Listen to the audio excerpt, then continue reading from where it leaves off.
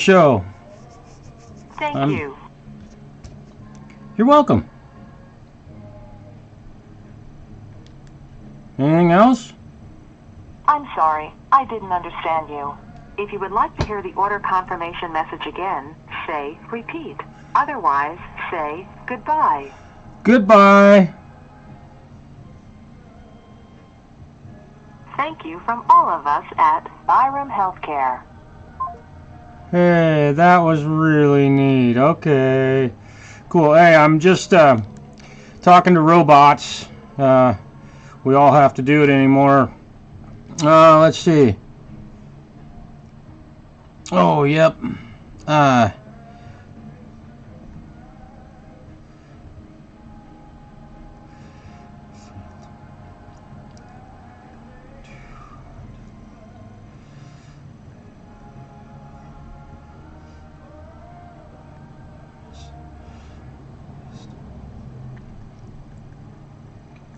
Okay.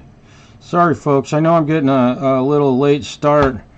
I ended up having to take care of a bunch of business, and I realized that you know, I don't have a lot of people watching anymore. I've kind of stepped away from YouTube for a while, but here we're going to go ahead and give it a shot again, just because this is a kind of a cool, unique project that I'm working on. This is a Schecter Hellraiser 7-string, 1, 2, 3, 4, 5, 6, 7.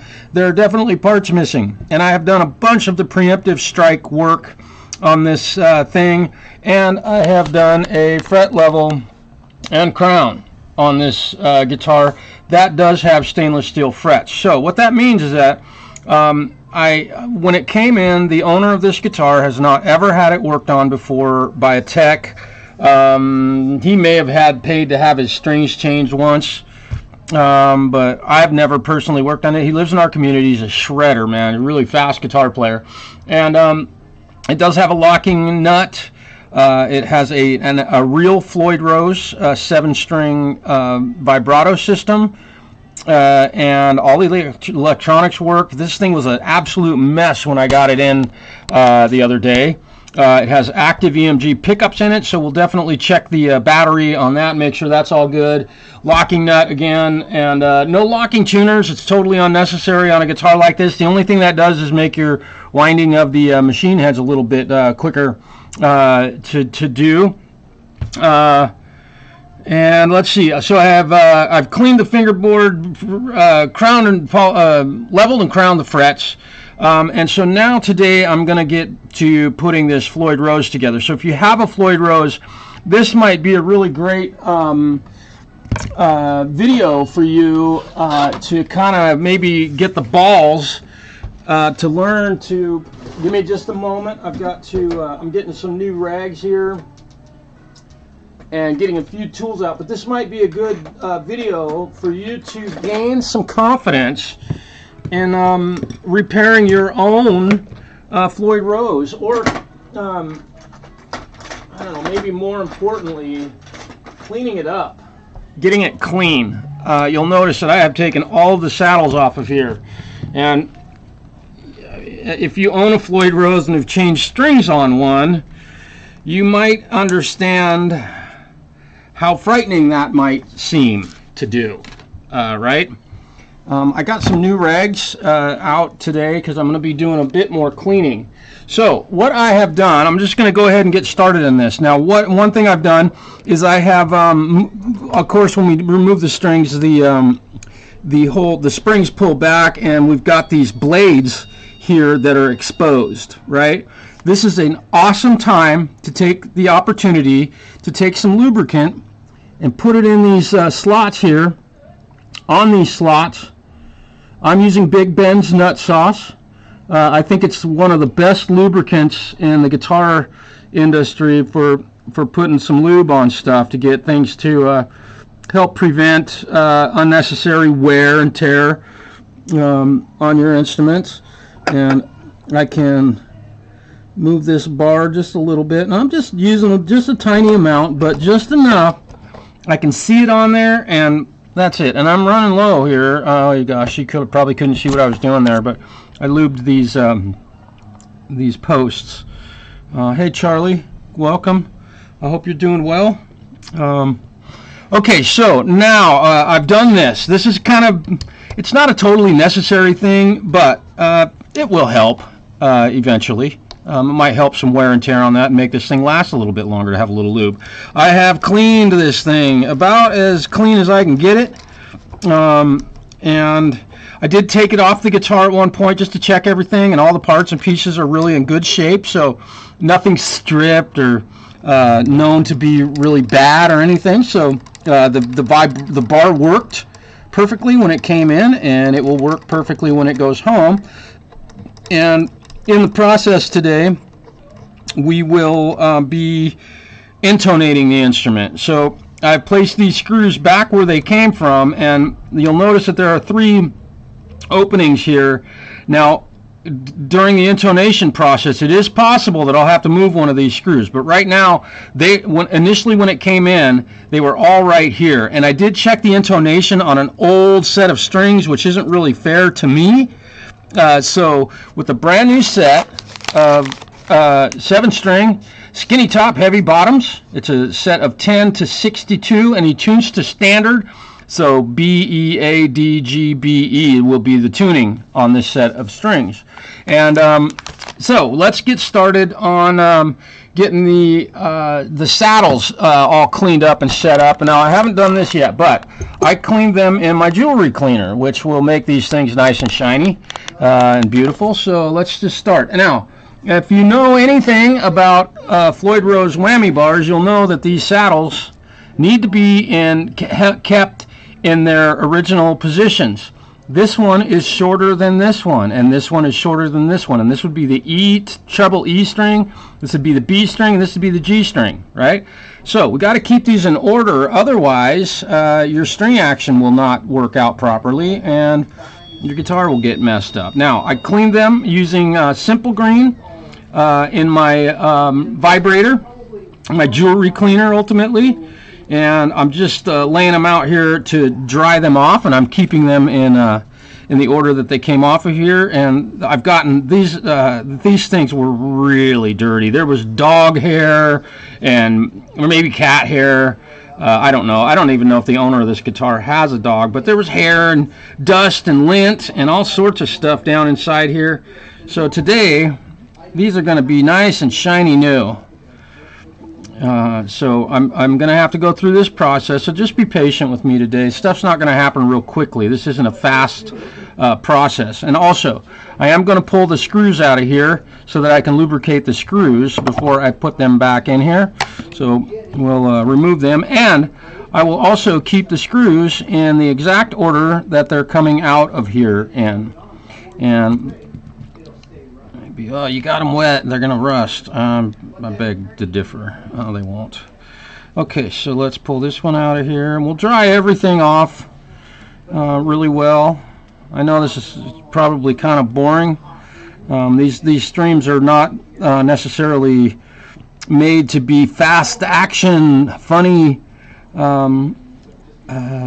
cool stuff. This is really just all the little things that, as a tech, I have to go through to make sure that my job is done right. And this is what you can do at home to make sure that your guitar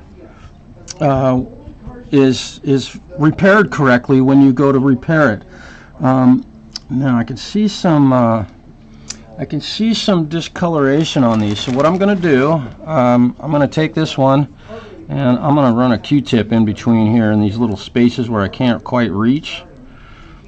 And we're just going to make sure that everything, and this is, ooh, boy, I almost did that. Now, this little part right here you want to be very careful of. I have the screws out of here, so these things will fall out when I flip them upside down, but I need to flip them upside down, and you want to don't lose those, because if you lose one, you got to order one, and you won't get your guitar put back together again for a while until your part shows up, right?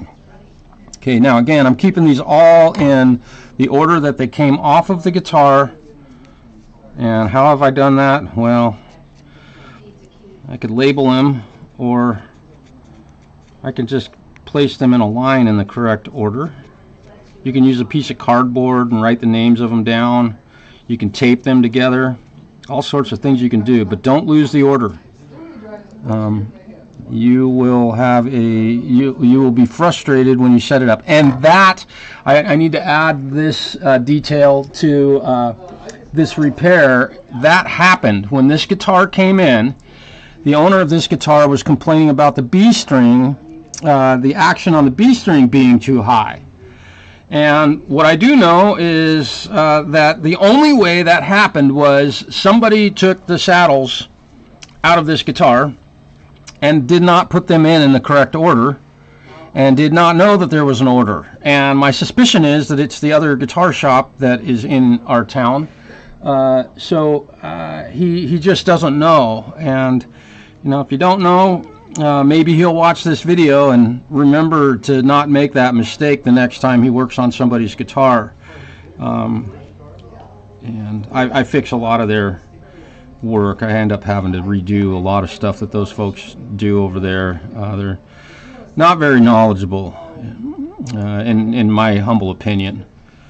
There you go. So, and I won't name their shop at all. It's not necessary. But if you come to Grande and you need some guitar work done, come to Grande Stereo and Music. Don't go to the other guitar shop here in town. They're I think, in my humble opinion, they're not qualified to be working on guitars of this nature anyway, of course. Okay.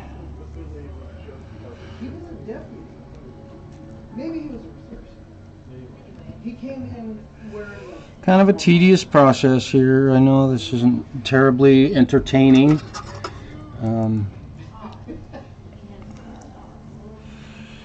This is what it takes if you're gonna dig in and really fix your Floyd Rose. What I'm doing here is not something that needs to be done every time you change strings or anything like that. That is not the point. This is if your whammy bar is really dirty and you're just getting sick of looking at all the dust and dirt and grime and such, or if it's not working properly, you don't feel like it's returning to in tune, or otherwise having stability issues.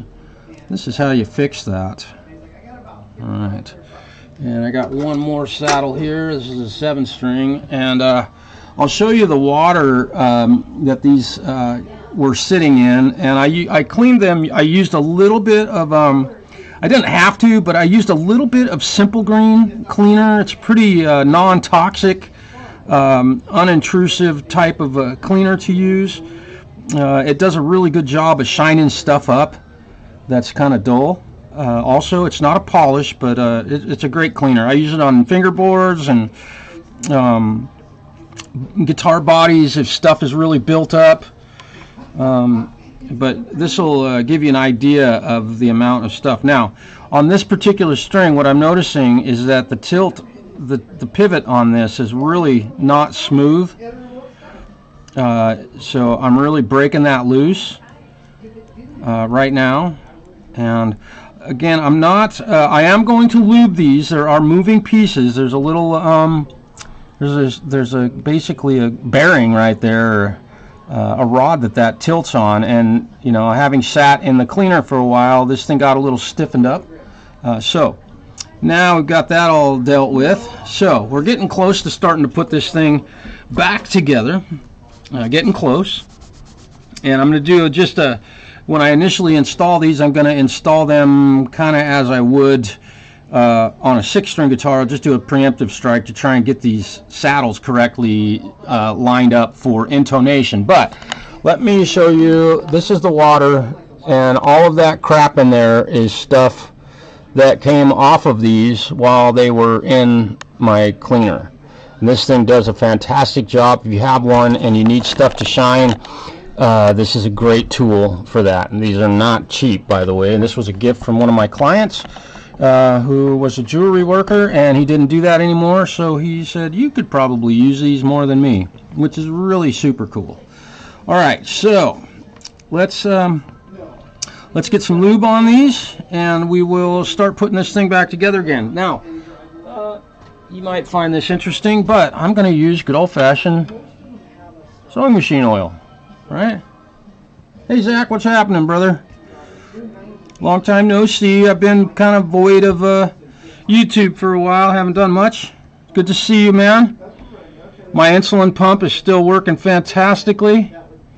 I believe I'm healthier than I've been in quite a long time. I mean, I always feel okay, but man, the confidence factor that this thing has given me is amazing. So I recommend that all diabetics get an insulin pump if you have the ability to get one, and you should have the ability to get one. Okay, we got a little bit of oil. I'm going to wipe off the excess oil on this. Now, this is the treble E string, so I'm also going to take some oil and I'm going to put it on the screw. Just a tiny little bit. I got way too much on this one. I'm going to wipe that off. Just dab it with a towel. And we're going to place this back on here. And we are going to run the screw back in here. And I'm just going to tighten the screw down tight enough to hold the block in place, right? So now that won't fall out of there, right? Okay, now this thing can totally move up and down. It's just loose, nothing's tight yet. All right, so we'll do the same thing with the B string machine head. Here we go. Zach. Yeah, it's funny. My knees hurt. If you guys know him, he's a very supportive channel supporter of YouTube channels. He's a really cool guy. He decided to give me a bag of Tootsie Rolls of all things, which I got it in the mail, and I was like, who in the hell would send this to me? It's definitely not somebody I know. Or I thought it was kind of maybe a joke, but I don't think he realized that I was a diabetic. Oops. Okay, now I just made the mistake of turning this upside down, and I did what I've told you all not to do, and that is lose the block in there. That block fell out. I need to remember that. Oh, there it went. I did not lose it. There's the block. This little thing will fall out of here every single time. Every single time. It will never fail. If you can tip that thing upside down, it will fall out. So let's take the and again, I'm putting the same screw that came out of this block back into the block. I'm not rearranging any of this. And these saddles have to go in a specific order, or the string action will be messed up on this guitar. The way these work, if you're not aware on a Floyd Rose, you have a neck radius here. Your neck is radius, and these saddles follow that neck radius. So this one is slightly shorter than this one is slightly shorter than the next, and so on. We're just going to cover that.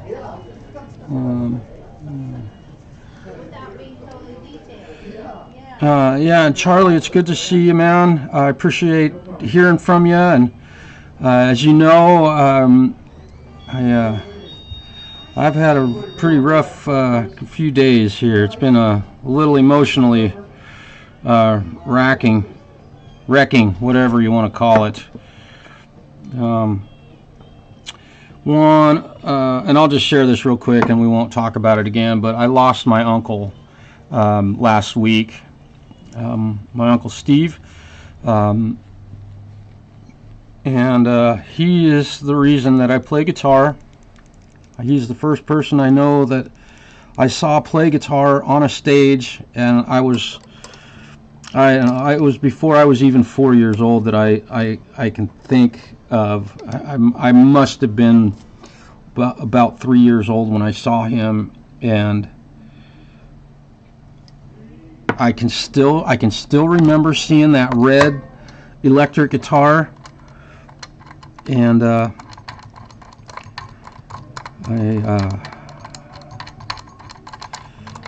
one of the toughest losses I've ever experienced. Really, he was a wonderful man, and I wish you all could have met him. I wish I could have had him on my show. or my YouTube channel at one point in time. He was a fantastic songwriter. Oops, let me get you over here where you can see what I'm doing. My camera guy's got to try and keep up with me again. So I'm just lubing these up.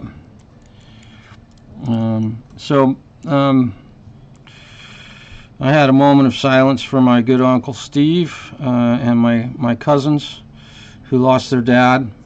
So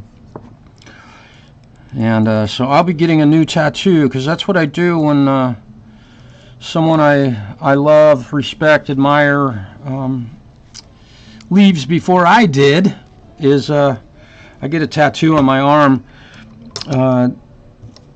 to be a constant reminder. And well, this, put a little drop of oil on here. Kind of moving a little too quickly here. So anyhow, yeah, it's been a rough few days, and I have chosen the tattoo that I'm going to get. I sent a photo of that to Charlie, I think last night, and really a special thing for me, because the tattoo that I'll have on my arm is a inlay on my uncle's guitar that I've been looking at since I was a very young person, being madly jealous of that guitar, or my uncle owning that guitar. But you know, I was fortunate enough, having grown up around music and having a family that music is our pastime. I was able to play that guitar so many times as a youngster, and I was very lucky because if you know Larrivee guitars at all, especially the old ones, they're now located someplace in the United States, I believe. Alvarado, Mr. Alvarado, thank you for being here. Spammatic dabbing. I'm gonna try and answer all of the questions that you asked. This is just Singer's sewing machine oil. Nothing real fancy, dude. I want to try and say hello to everybody. Okay, I think I've gotten everybody in here. And if you're here just watching incognito, that is very cool. Thank you for tuning in today. This is going to be a somewhat long stream because I'm having to put this whole thing back together again. And if you have a Floyd Rose, this video is for you. These are things that you can do to work on your own. You know, a lot of folks live in places in our world that there isn't a tech like myself or Dave over at Dave's World of Fun Stuff that they can take their guitar to. And so I don't want guys, anybody being afraid of working on anything on their guitar. And if it's your own guitar and you mess up, well, you messed up your guitar, and that's fine. You can fix it. Anything can be done. Yeah, Oxnard, California, that's right. They moved to Oxnard. I think they started off in Canada, if I'm not mistaken, maybe. I don't know a whole terrible amount about their history, but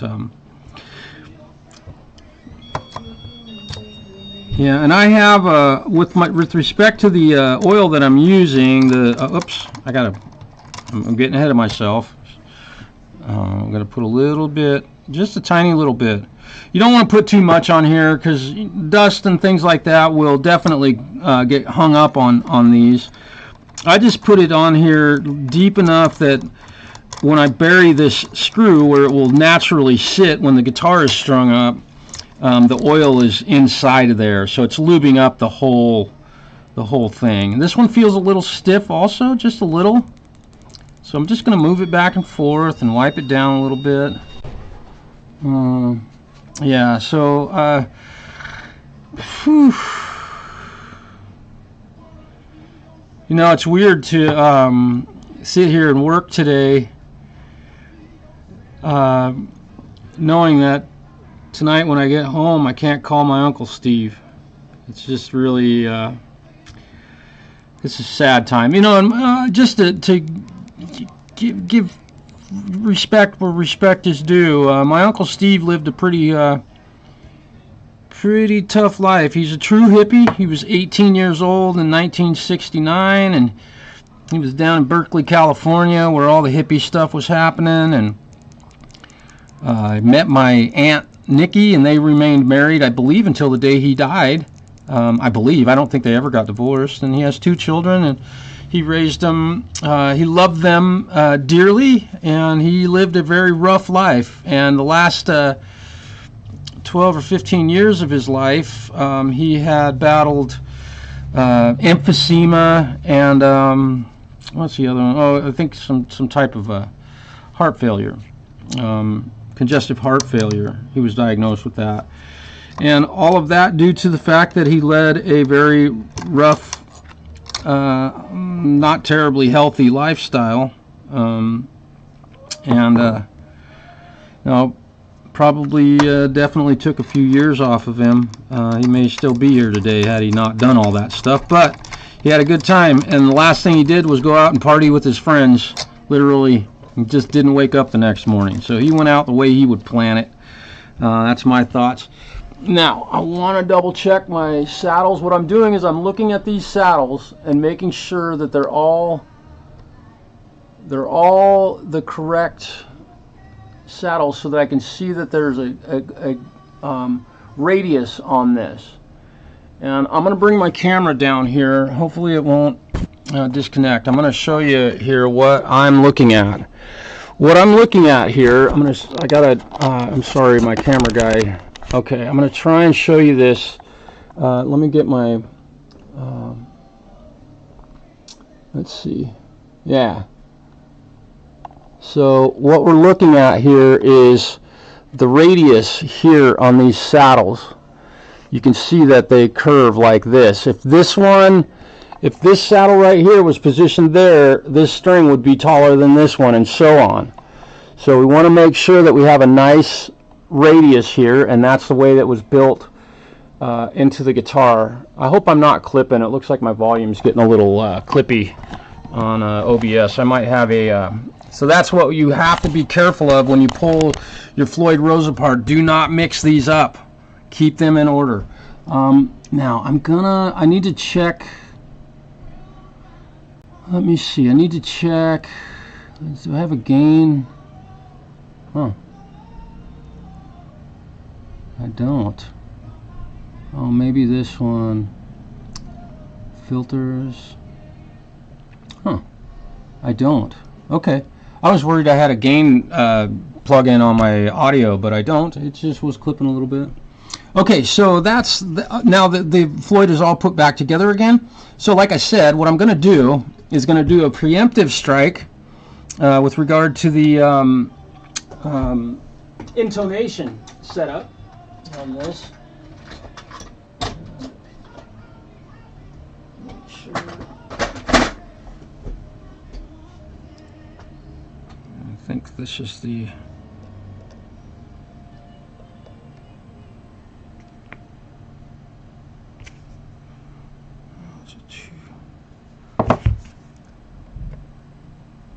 Okay.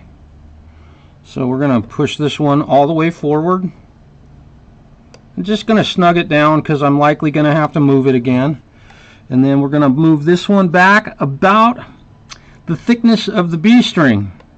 Okay, now here's a little rule that maybe not many folks hear. So you'll notice that that one's closer to the nut and this one's a little bit further away. What you can do to kind of do a preemptive strike, this isn't a rule, but it is kind of a, I don't know, it does work. And that is, you'll notice that there's still tilting back, this one's back. The thickness of the string, move that saddle, each saddle back the thickness of the string that it is to the one next to it. So this being the D string, we're going to move this one about yay far back. And again, I'm totally doing this just to kind of do a preemptive strike, and I could be completely wrong, and likely am. But I'm hopeful that when I'm done, the intonation will be awful close. Now, on these bottom three, I will... I will start at about the same position and we'll move these back. Okay. A little bit. Now I'm pretty sure that these are going to be way too far forward. And you can see that my intonation is definitely not going to be perfect when I string this thing up, but at least I have a start, right? So now we've got these three going back and then these three coming back. Now this definitely is not right, but all right. At this point, we've lubed the whole thing up. Everything's working great. Okay. Now another thing that I do is on these fine tuners as a preemptive care. Oftentimes on the treble strings, we're tightening them down and sharpening these strings because they go flat. So I like to turn them in just a little bit, just until they start touching that. Okay, I can feel that tension. There, feel that tension. I can feel the tension and just push it just slightly into the set screw where it's sharpening. Okay, so I can feel it. Here we go. I can feel it. Now on the lower strings, I like to go a little bit further because we generally don't sharpen these strings. That way they have room in both directions. If you leave them all the way loose like that, you can't flatten the string once you get it in tune. So you need to start kind of smart. Give yourself some room to move both directions, the pitch of the string. Okay, so now that's all done. I need my 3mm hex key, and we'll get some strings going on this thing now. And we'll get her strung up. So I'm going to start down here at the bottom. Now, also, I cut the machine heads completely off of these strings and the big fat winding, all of it. I get rid of all of that. Here we go. Hopefully that camera was pointing in the right direction. So now we've got these all laid out, cut off my end, and we will I need to loosen this up a little bit. That's spinning nicely. I can feel that definitely this screw has tension on it, because when I turn this it feels taut. So I'm going to loosen that back up so that I'm not stripping that or scraping the set screw. Not that that matters much, but this will help wear and tear on these screws, because this thing could live for another 50 years. And we're going to tighten this down, get it snug. These big strings, you're going to smash them a little bit. I like to get pretty aggressive with these ones. There we go. That feels good. I'm happy. All right. And I just put all the strings in at this end first when I'm stringing one of these guys up. If you've never strung up a Floyd Rose, they can definitely be a handful to do. So again, I'm moving these, and I did the order of operations a little bit wrong, but we'll redo that so that I've got plenty of room. That looks interesting. So that I can tighten. I can increase the pitch or lower the pitch of the string. You don't want to just have one direction that you can move your fine tuner. Now again, I'm just going to go ahead and right now and loosen all of these up, and the reason I'm doing that is because I don't want the end of that screw scraping this screw, right? That'll keep it living a bit longer. Do you do that with all of your Floyd Rose guitars? That's a great question, and I do not do this exact process. This one, I'm doing a lot more simply because the owner brought the guitar in, and this thing was so dirty. And I don't have any photos or video of the condition the guitar was in, but if I showed you a picture of it, you would gasp. And you know how nasty guitars get. And so normally I wouldn't take one all the way apart like I've done with this one. I just put new strings on it, and I'll clean up what I can and lube what I can get at. But typically on a Floyd Rose, you absolutely don't have to do this much. But as you can see, my process for changing strings on a Floyd Rose is pretty... I'm probably making this look really easy because I know a lot of guys they don't like working with these things at all, just for this reason. But as you can see, my process, I've only put strings on my own Floyd Rose hundreds of times, probably. So I'm very well familiar with this. I've done this literally hundreds and hundreds of times. So I hope that answered your question, and I'm going to do my best to pay attention to the chat today and answer as many questions as I can, as quickly as I can. A little bit of oil got in the end of that set screw, so I'm going to take my rag here and wipe that down. Let's see, 13.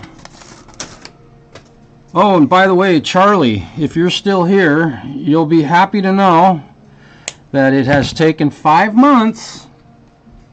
5 months, buddy, to get my ceiling repaired, but they finally came in and painted the ceiling this morning. They repaired it Thursday and Friday, so I have my apartment all torn apart, right?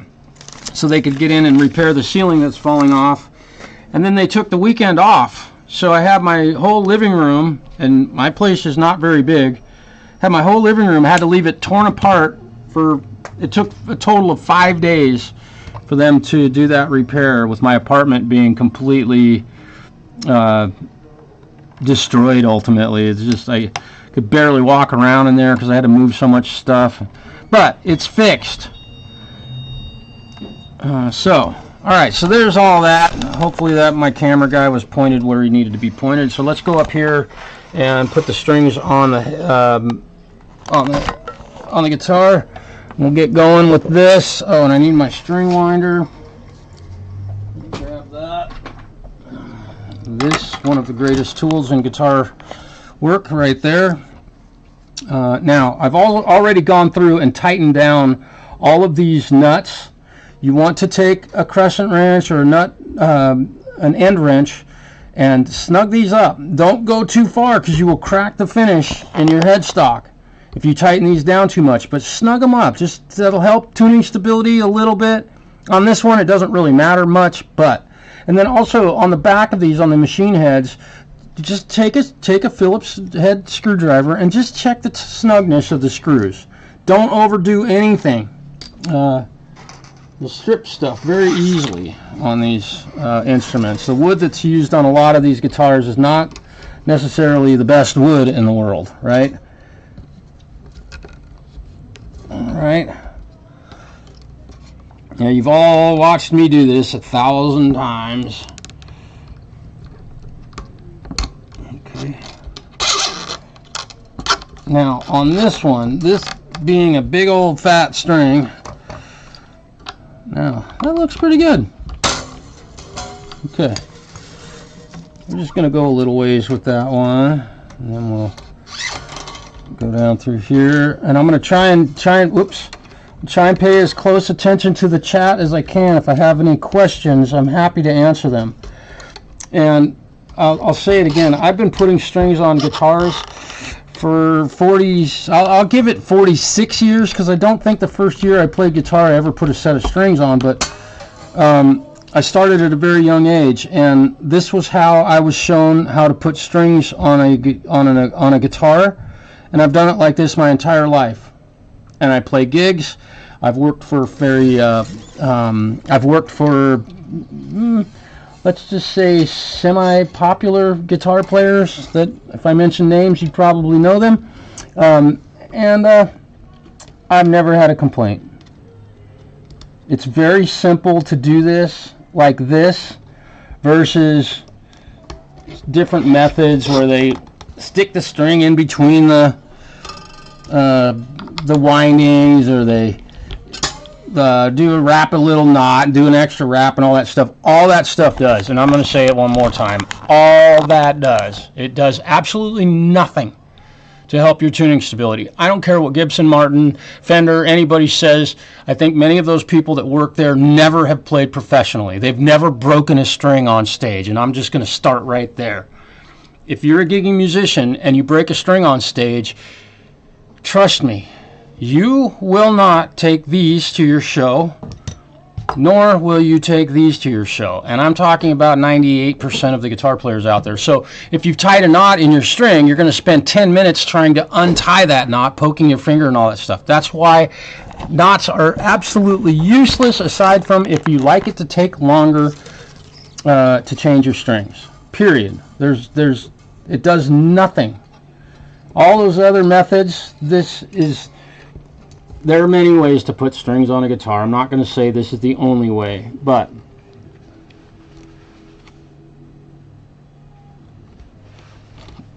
I will say that it's probably the easiest way and the quickest way. And again, having done this as long as I have, I think it's the best way, but that's me. And I'm going to take a look at the chat here as soon as I get this one more string on here. And on the unwound strings, I do 3 wraps. On the wound strings, I do 2 wraps. I think maybe Dave at Dave's World of Fun Stuff does the same thing. Does it in the same method, which really made me happy to see that he was doing it. He's a very popular YouTuber, and he does some really amazing work.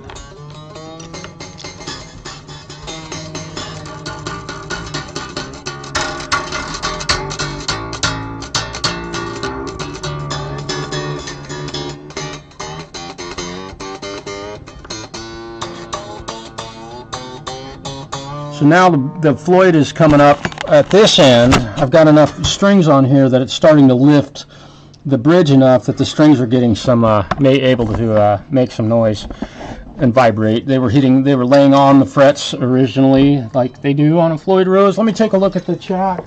Who the hell ties knots? Oh boy.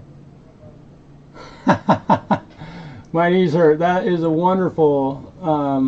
Let's see, DVD. Yeah, hold on. Okay. Hopefully I'm answering questions quickly enough. Wow. The same, except I put the string through the hole and then twist the knob. The string, yeah. This just saves me when I do this. Part of the reason I do this is because as a gigging musician, a working musician, I'm not paid to be up on stage changing strings. So if I do this, and I'll do one the way you just described, you can see. Okay, so that's that, and I can put this through here and pull it tight, and it does this. And so, I know that I've got the same number of wraps on every single string, which just keeps my consistency. Because if you push the string through the hole first, and this is my only argument against doing that, is that what you're doing at that point, and I'll try and you probably know what I'm going to say here, is that if I push the string through here first, right, now I'm relying on, well, how much extra string do I need to make sure I get 3 wraps on that and be consistent with the rest of the strings on my guitar. Does that make sense? Let me see. I don't know how well my camera caught what I just did, but now I'm relying on kind of eyeballing this. I mean, if you've done it 1,000 times, you sure you know where to have it, so I suppose. But also, that just means that you've got to turn the machine head a whole bunch more times than you do with my method. So, I don't know. I think it saves a little bit of time. 2, 3 wraps. Hang on, I think I've got somebody here that needs my help. Okay. Hey, what's happening? You got a phone call from a gentleman with a Martin with the heel cap popped off. Oh no! Yeah. Okay, Just 1 second. hang on, I'll grab my phone. All right. I think I got one. Okay, I got it. Hello, this is Marshall. Hi, John. Okay.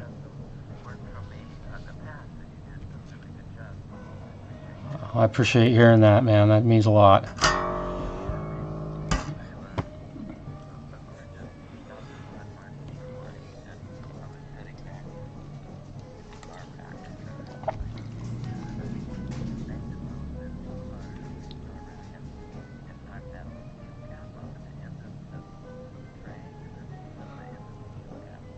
Oh, yeah. Okay.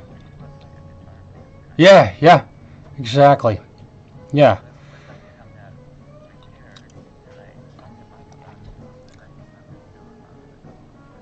Okay.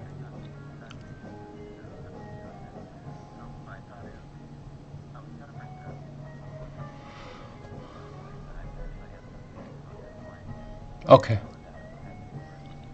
Okay. Yeah. Yeah. Yep.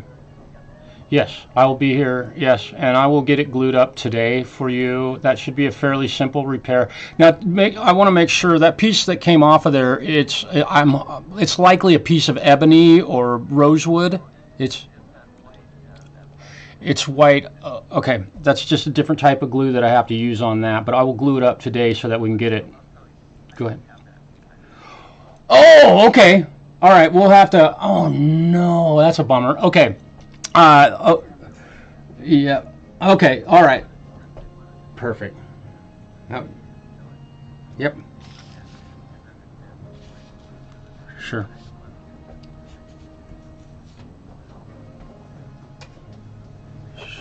Then you can bring it back.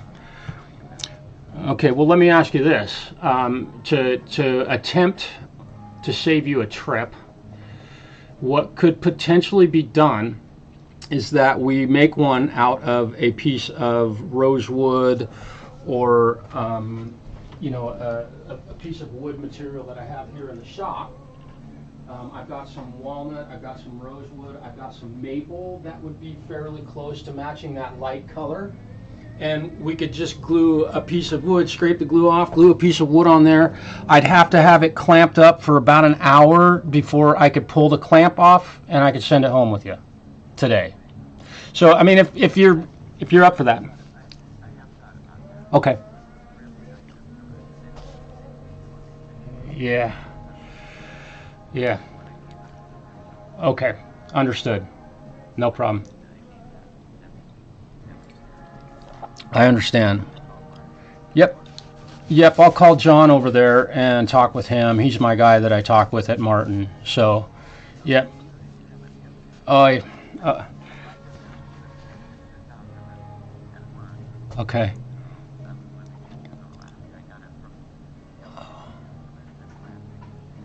Wow, okay. Oh,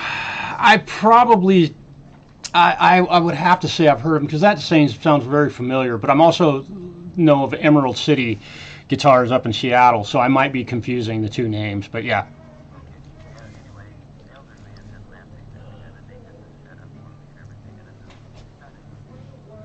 Yeah. Yep. Okay. Yes. Yes. Ooh.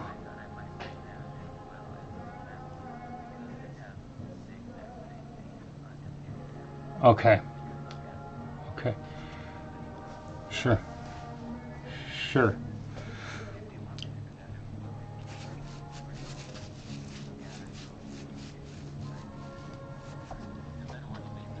Yeah. Yeah, it'll take a few days, and given the holidays, shipping can be a little bit interesting right now. Yeah. Yeah, it very well could, and with John, I can measure some stuff, and if I send him those measurements, they'll cut one of those that'll be damn near the same exact thing that's on it. So it won't take me a whole lot to get it to shape and everything, and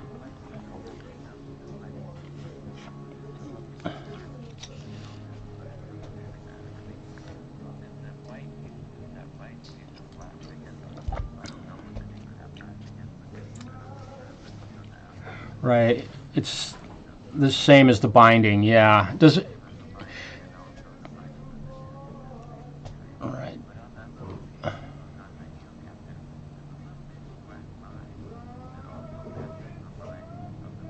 This. Okay. Okay.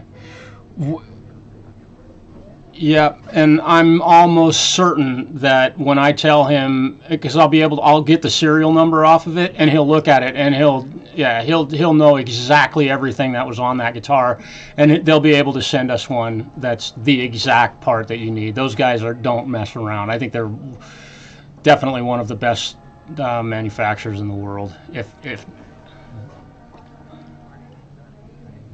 yeah.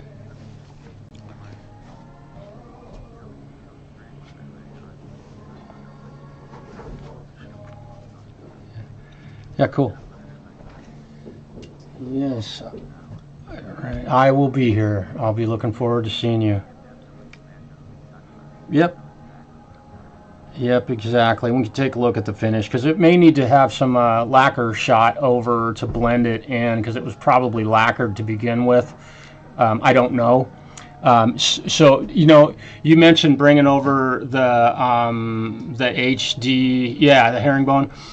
Why don't you bring that one with you? Just, yep, I like that. Yeah, I understand. Yeah, and that'll show me what their process was, if they finished it or not, and so that'll tell me a lot. Because, right on. Okay.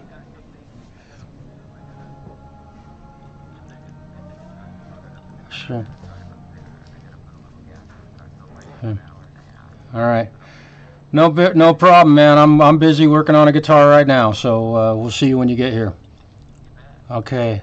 Yeah. Thanks for the call. Bye. All right. You know, I hate it when guys break their guitars, but it keeps me busy. Yeah. Unfortunately, that guy has a Martin D40, which is kind of a rare Martin. Broke the heel block off of the guitar heel, and the heel of the neck. Anyway, just a cosmetic thing. Let's see.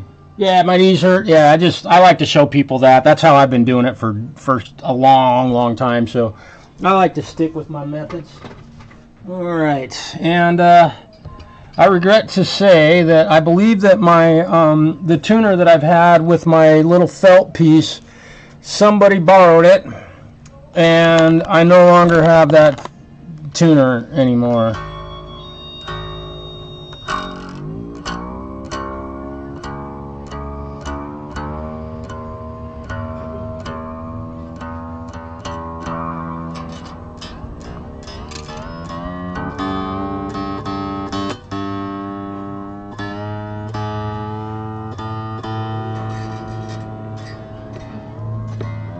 So I can already see. Okay, now here's what we're running into already, is that the strings that we're using on this are not the same strings that were on this guitar when it came in, but this is the set that he instructed me to buy. So we're gonna have to adjust the Floyd Rose springs on this. So this is a whole other process. And we're going to open up the back of this thing and get going on adjusting that.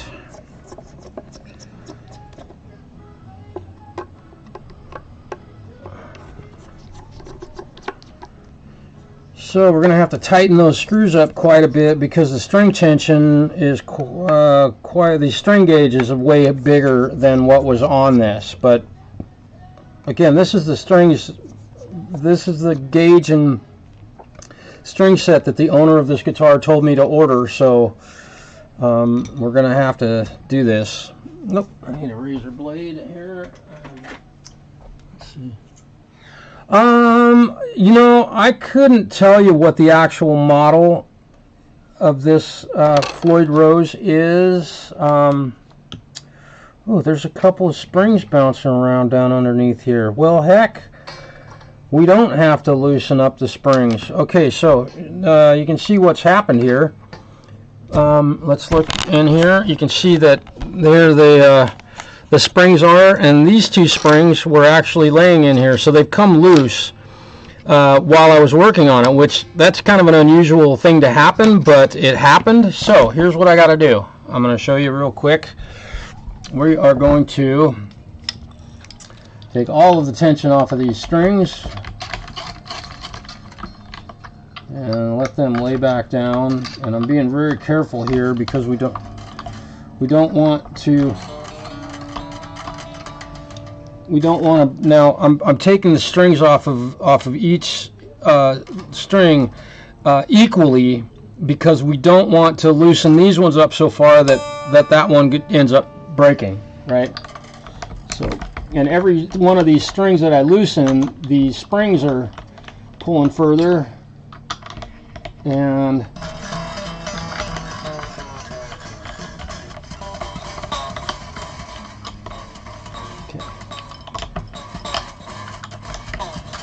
okay, now I can get these springs back on here, and should be able to do this pretty easily now. And when you're doing this, the way I'm doing this, you can see that I'm using these pliers, or my little grips, needle nose pliers, to pull on these.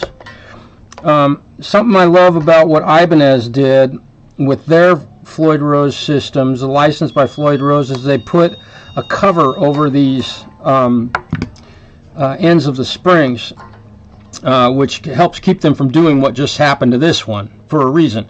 Now, something I want to point out to you: when you grab one of these and you're stretching it, you need to be extremely careful that your tool does not slip off of here and scratch the paint on the guitar. Believe me, ask me how I know, because it has happened to me, and I've made that mistake. All right, so now, after saying all that stuff about thinking that we had the wrong set of strings, now I believe that we're going to find that that bar is going to land right where it started when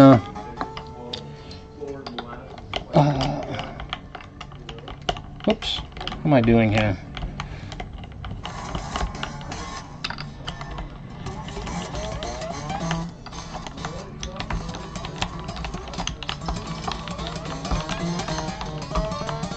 Boy, I feel for guys, man. This guy that's coming in an hour or so, he's owned that guitar for many years.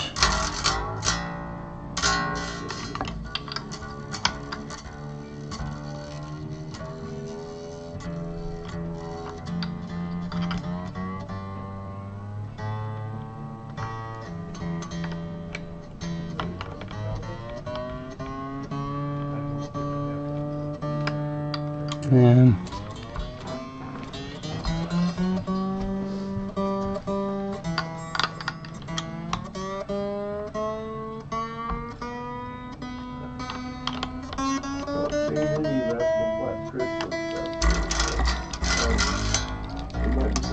special order. Let me see if it's available or not.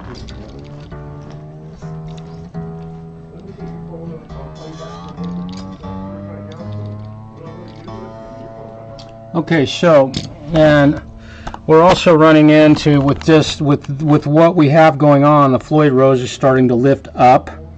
Now, I don't know if it was adjusted properly before. I don't know who did the adjustment, and maybe it was a different gauge of string, but it almost seems like this may be, he may have had a set of 9 to like 58s on here, which would have been a different set of strings.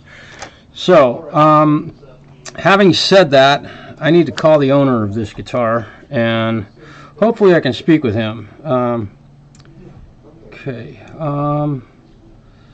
Because I want to make damn certain that I'm putting the right strings on this. Let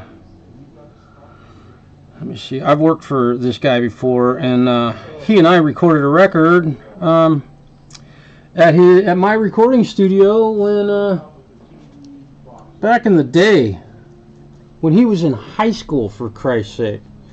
His band came over to my recording studio here in town, and they recorded some music.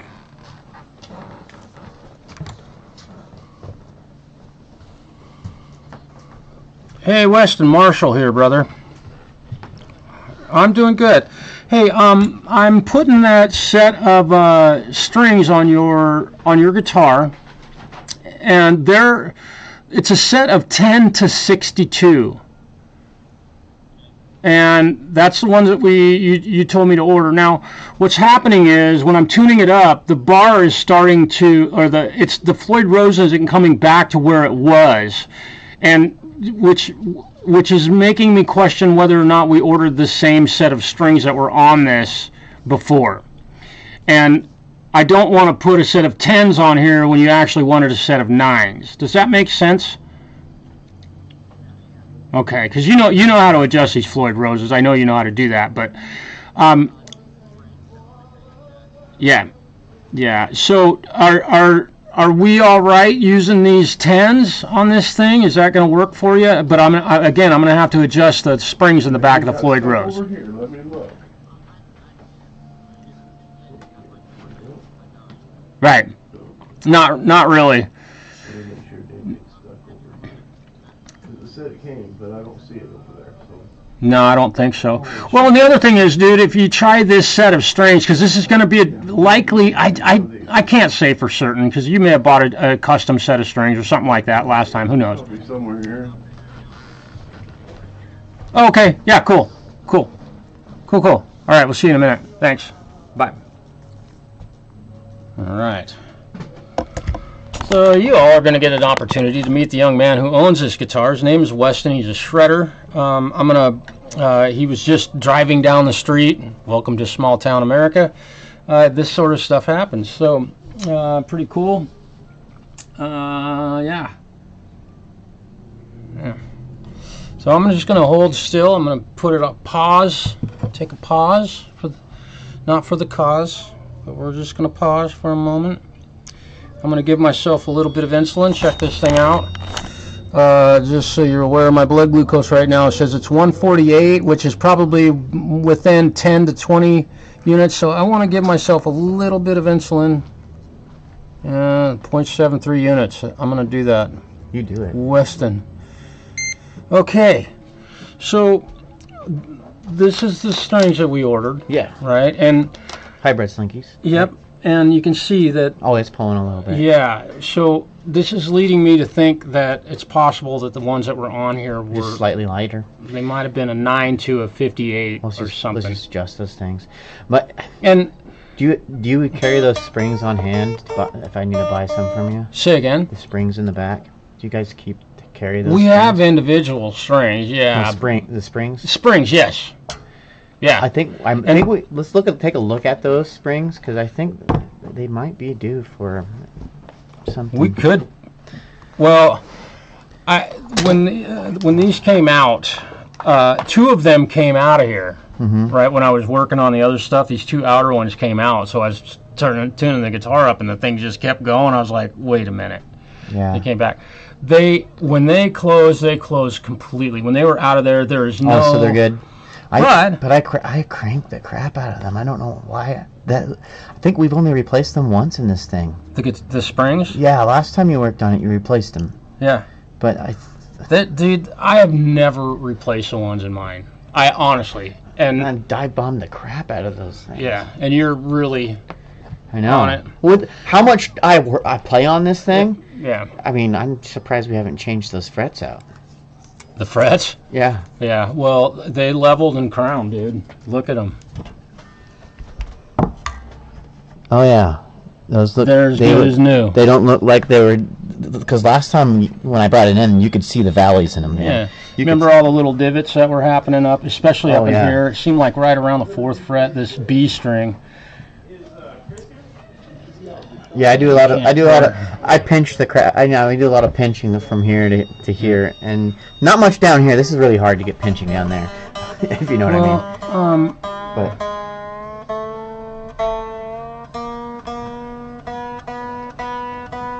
But okay, so yeah, this is it's 10. This is the 13, and the string action is pretty close to where it's going to end up. It's probably going to be lower. I'm going to lower it because this is I've taken some height off of the frets, so we're going to bring it down a little bit. But you know, on this thing, for me to bend that, it's not. There's no. It's not catching anything. You try it. There's just I just want you to be comfortable, you know. But bend that string. Now the rest of them are going to be totally out, but well, yeah. If that bend feels totally uncomfortable, That's fine. Okay. Feels fine, bro.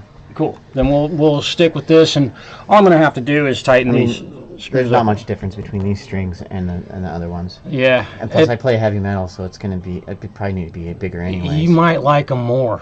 Yeah. I mean, and you're a pretty healthy fucking dude, so it's not like you have to use light strings because you have trouble bending. We're live?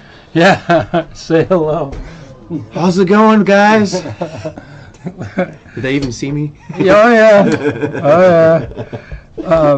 So we'll just adjust these screws and get them. Oh, there I am. Yeah, get them so that this thing will. Okay, so now, yeah, this is the whole back and forth. I know the game.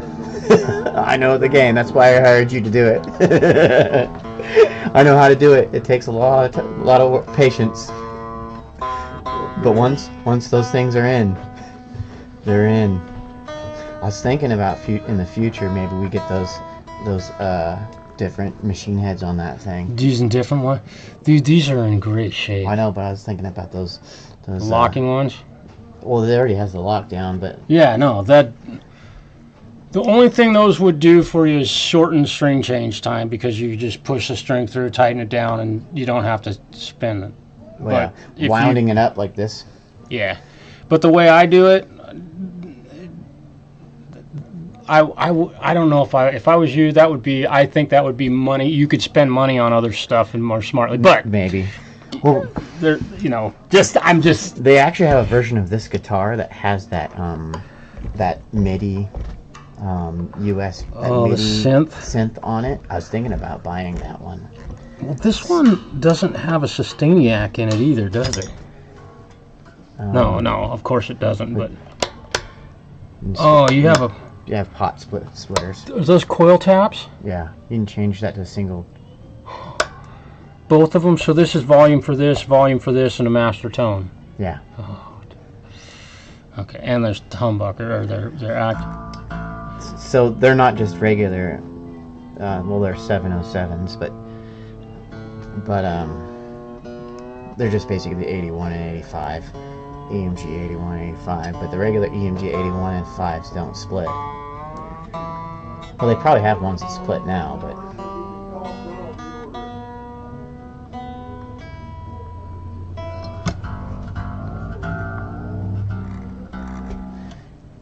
Yeah.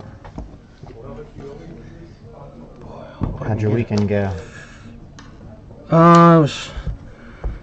It was all right. Get some good jamming in? I played a little bit. I'm learning the song "Pardon Me" by Incubus.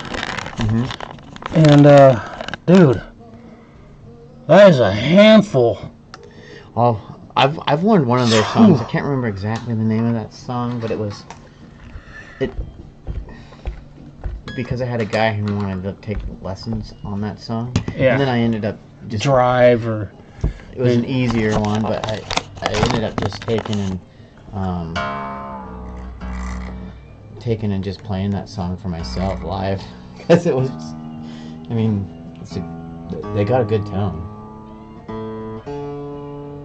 And I have a voice range that can sing that guy's, tone. Yeah.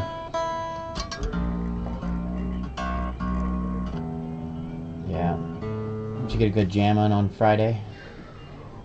What's that? You jam on Friday?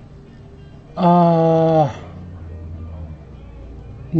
this dude, I lost my uncle on Thursday. Oh, I'm sorry. And I just had to take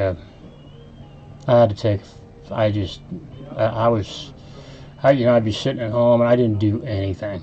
I just this was I'm a sorry. tough one. Yeah, I'm dude. sorry. So I didn't do a whole lot of anything this weekend. I'm sorry. To be honest. Yes, I appreciate that. Yeah, this was tough. But one thing, I guess, my mom, his sister, always said, Marshall, look for the blessing in disguise. Well, I'm going to get a new tattoo. There you go. There's my mom. There's my stepdad. Mm-hmm. My Uncle Steve will be right here. There you go. He's my life hero, and I'm doing. I got the tattoo picked out, and it's the artwork on his headstock on his Larrivee acoustic guitar that I've been adoring since I was 10 years old. Well, get ready. You're about to work on another Schecter. Oh, is that right? Yep. You bringing the other one in, or did you get a new one? It's an acoustic. Oh, an acoustic? 7-string. Oh, dude, you're kidding me. It was like $900. Whew. But it's a 7-string. I think the wiring just came undone in the thing, if you know what I'm saying, where it needs to be wired. And since I became disabled in this hand, wiring has not been fun. Yeah, I got you. Well, so it's. I think that's what happened on it. But if the fisherman whatever pickups need replaced in yeah. You don't like it? Oh, I don't mind them. It just needs fixed so I can play it. Okay. Is that the one? And forgive me, I was tuning this thing. Looking. That one. The electronics are bad in it right now, or I don't know if the electronics are bad in it or if the wires came undone from down in here. Yeah. So. Okay. But I just after I've had this injury in this hand with losing my fingertip, it just. God damn it, dude. It's changed my life. I can still play What's Is the Blessing. I can play all the instruments still. Besides certain wind instruments I can't play anymore. Right. But I never was a wind instrument guy anyways. I was just the guitar, drums, bass, and keyboards. God, dude. Yeah. I mean, I got my thumb years ago. They sewed this one back on, this finger. Oh. I almost lost both middle fingers in the tailgate. Oh, you're kidding. No. You lost the one? You lost that one? This one got sewed back on. It was still hanging there, so they sewed it back on. But this one, it cut completely off. It was gone. There was no saving it. No. It I just begged shredded them to sew it back on. They're like, nope, we can't do that. For you. Make your life a better place. Well, you say that's a throwaway then, or? I think it's a throwaway, yeah. Boy, we're getting awful dang close, dude. So, Yeah. what about? And I got these screws pretty well bottomed out in Might here. need to So put another spring on there. what's that? We might need to put another spring on there. I really I don't want to do that because that will make your. I mean, if we have to, we have to. But that'll make your bar feel Heavy. Yeah, it'll be a lot harder to push. It already. I mean, for mine, does that feel normal? Feel it. Got enough wattage handling, you know, and it'll fit the hole because Hey Joe, what's sometimes up? it's that not actually that a one true works. size. You gotta Does that feel normal? That feels normal to me. Yeah. I mean, I died It's the got crap out of this pop-on thing. grill. I'll put. I've done the whole thing where you just grab it. And, you know what I mean. See if we can figure this I out. can't. That's why I'm saying I don't believe the springs are the way they are. Well, I think we replaced them 5 years ago when you worked on this thing. yeah, I don't remember, man. It's hard for me to remember.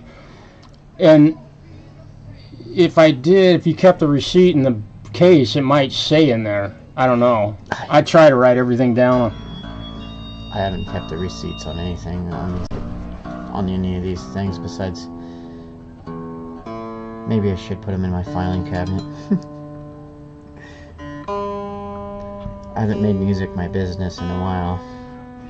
I'm your guy if you want to know how to register all your music and get it licensed and all that stuff. Other than that, I seem to can't keep a band. Yeah, this goes around, but it goes, You got to a point where just jam by myself. Yeah. Man, I'm so happy to be playing with some people again. We're having so much fun. I don't want you to pester me. Can I borrow your voltometer? Yes, what's Your happening? meter. Oh, yeah. Excuse me. Oh, Bless you. Nailed a whip ball on my way.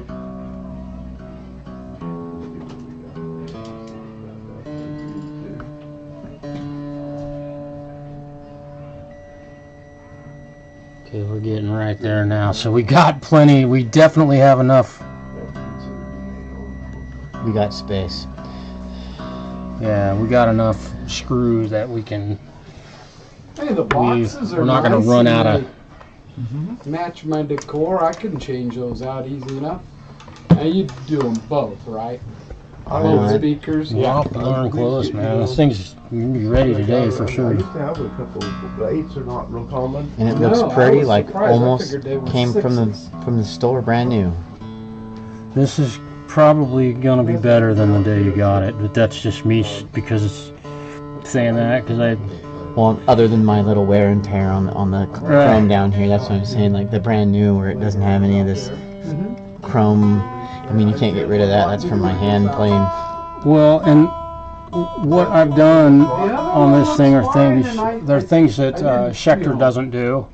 I put lubricant on the posts here so that this is gonna feel. It'll move more. It'll make a difference. But I also took this whole thing, every single piece of this, off And cleaned her up. and cleaned it. Look at that, dude. I know.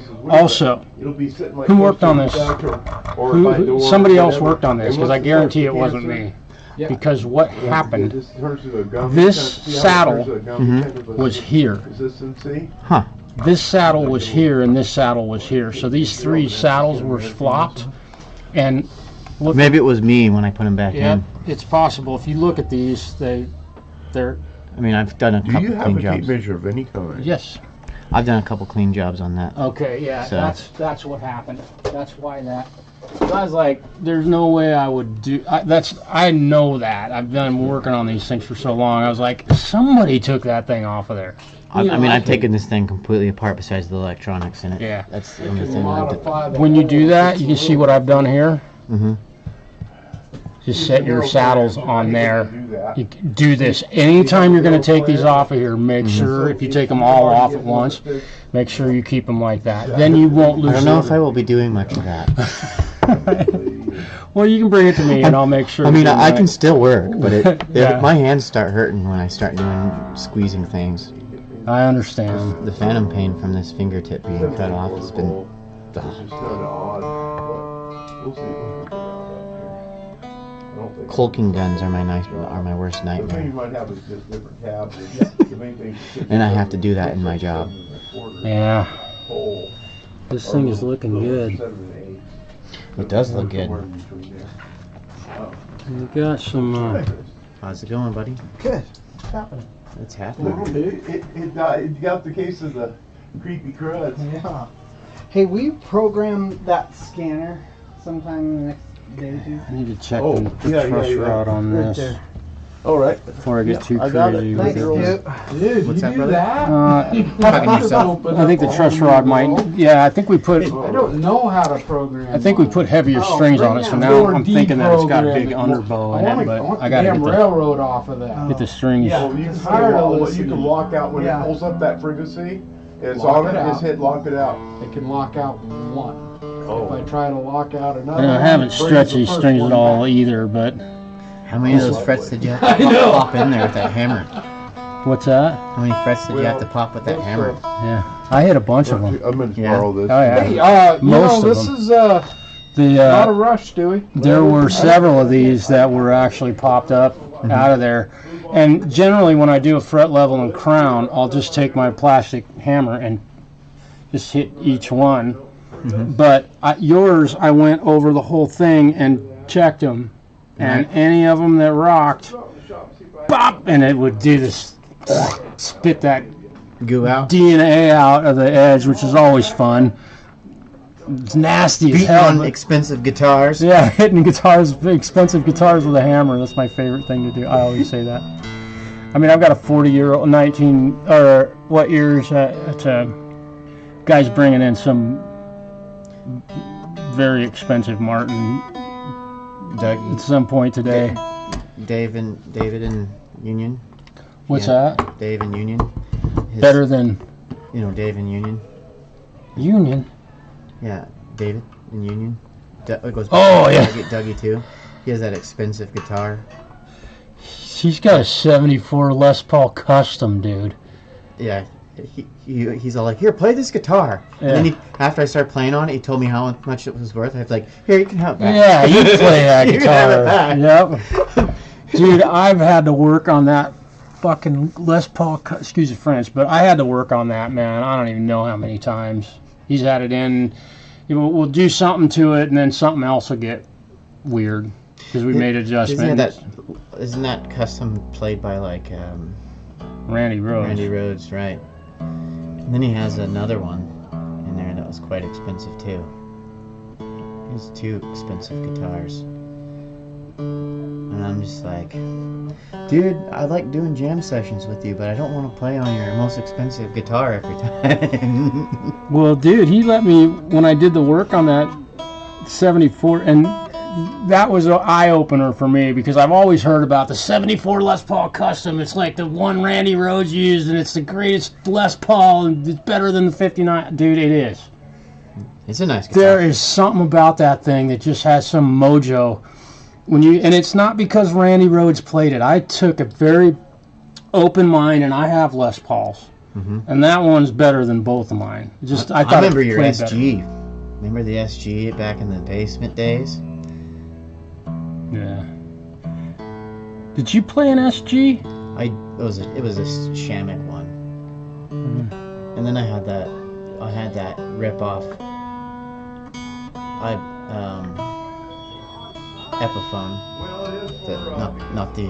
Not the Gibson. I had the Epiphone. Which Epiphones are still nice. They're just like, it's like Chevy and GMC, but I mean, they have some expensive Epiphones out there. That's why I'm saying it's like Chevy and GMC. I've had a couple of them. It's the same car. Same car, different name. You know what I'm saying? Especially when you get an expensive Epiphone. The one Epiphone that I really like is a Sheridan. Just those things are they're semi-hollow, and it's like not a style of music that I would ever really. I don't have a desire to play one. I own one semi-hollow, but those Sheridans are really cool guitars. In fact, a guy just brought one in to have me set up, and damn, dude, that was a nice guitar. But I think the Sheridans are like they're Epiphone's top of the food chain guitars, where they really take the time to really build them right. Much like Schecter does with their guitars, and Ibanez does. You know how great all these companies. Some of them are really extraordinary, and some of them are just kind of like, God damn, you guys, you could have put a little bit of time into something. If it is, it's worth the price. Dude, that's looking good. Come on. So you got a little bit of time left on this thing. Let me go grab my other guitar. Yeah, bring it. And I'm gonna bring it down so you can fix the electronics on that thing. Yeah, cool. Just flipping out strings is easy for me. I can do strings; those are easy. But what I'm saying, like fixing electronics on this thing is. Yeah, bring it in. Let's see what's going on with it, and we'll assess what's going on. I'll fix what you want fixed, and anything you don't want me to do, I won't do it. You can put strings on your own guitar. You'd certainly do that. I'm happy to let you do that. It probably needs new 7 strings on that one, but we'd have to order it because it's a 7-string. Well, we may have an individual string that we can put on the end of a set of. Yeah, we could do that too. So I don't know what gauge strings it is. Do you have? It's an acoustic, so. The other thing I'm going to do is I'm going to put this. I'm going to actually send this set home with you, so you'll have an extra set. If you break one, you can replace it or change them. And also, I like to keep an empty set in the case so that and that way the next time you bring your guitar in, those are the strings that are on it, so I don't have to. We don't have to question or do something like what we're doing on this one, which is no big deal. But I've played on all different types of sets of strings with that. I've put in some heavy ones on that before. On this guitar? Oh yeah, and those heavy ones I didn't like. Really heavy. I'm talking like really heavy. But what I like about the low C, that hybrid is that the hybrid slinkies is that bottom on those Bs. If you just, I mean, the regular B, once you start, sometimes it just blah, blah, blah, blah, blah. I don't know. I'm not a fan of drop A. Of who? Drop A. Zappa? Drop A. Oh, drop. Yeah. I had this buddy. Everything he picked up was in a drop tuning, and I'm like, let's play in drop A. I'm like, oh no, it sounds like garbage. Let's just both play basses. B sounds low enough. I'm still lower than drop C, okay? You know what I'm saying. I'll be right back, buddy. Okay, I'm here. I only live like a minute away. Perfect. All right. I always get to visit with my clients. It's always fun. And I know this has been a long video, but I'm going to keep going. Just you can fast forward or rewind. I'm doing this whole part of this is really pretty monotonous, and you know, we all have to do this if we have a Floyd Rose. But we're going to get to the intonation here soon enough. So I've got to get through this part, and we'll keep moving forward. Looking at the string action, and we're still a little bit.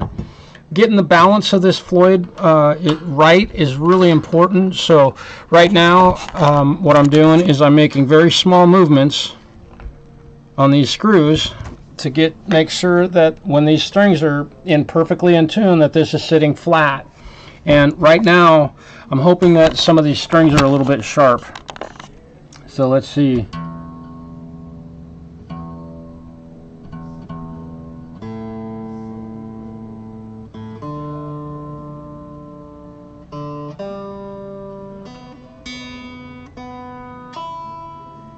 It's just all these little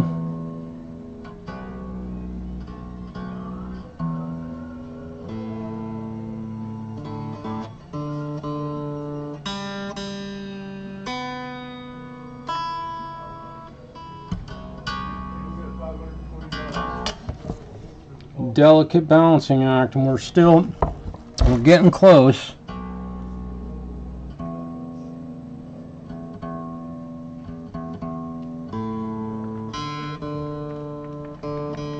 I bet those are gonna sound great, huh? We might be there. That's what I got on my boat now.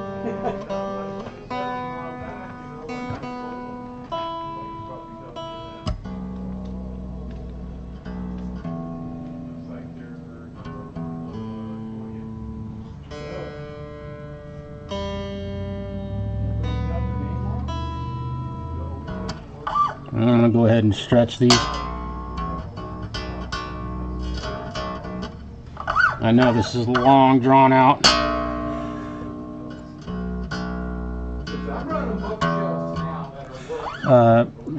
Live stream, but a lot of mine do go for quite a while.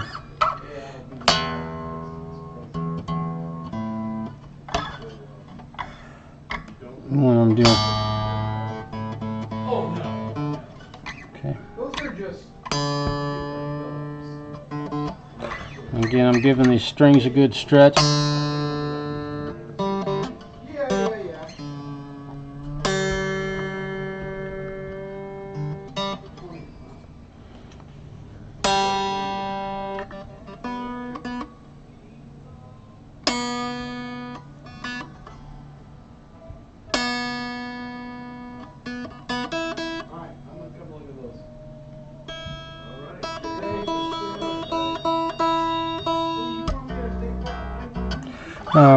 I'd like to,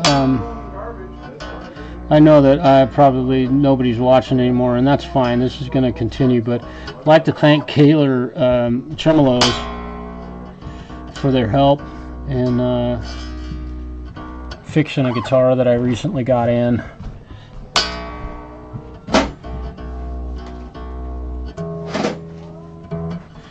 that they were very, very helpful with me and on the phone and trying to problem solve.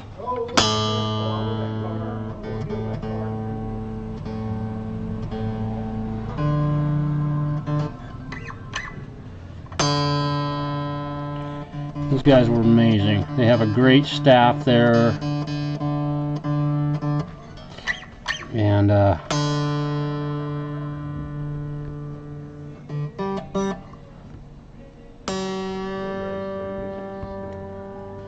I'm going to be putting a new Kaler on a guitar in the coming days, I hope.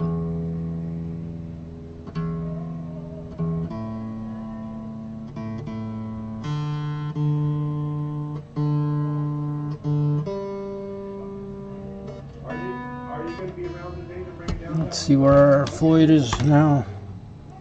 Lining up, we're getting really darn close. I mean, we're having to shift this tuning back and forth to get the balance between these, and this is a process that I like to do. There's a whole 9-volt battery thing and put it in there and all that. I think that this, my process for doing this to balance a Floyd Rose, is the best way to get the best stability and balance in the guitars, just by simply making an adjustment to the screws on the bridge down in here, making adjustments to those screws, then coming up and retuning, and then making more adjustments to the screws and going back and forth until it finally stays where your bridge is level.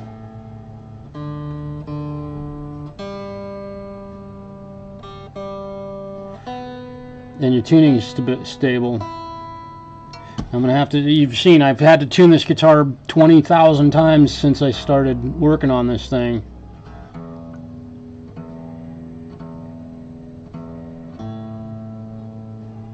And each time we get a little bit closer.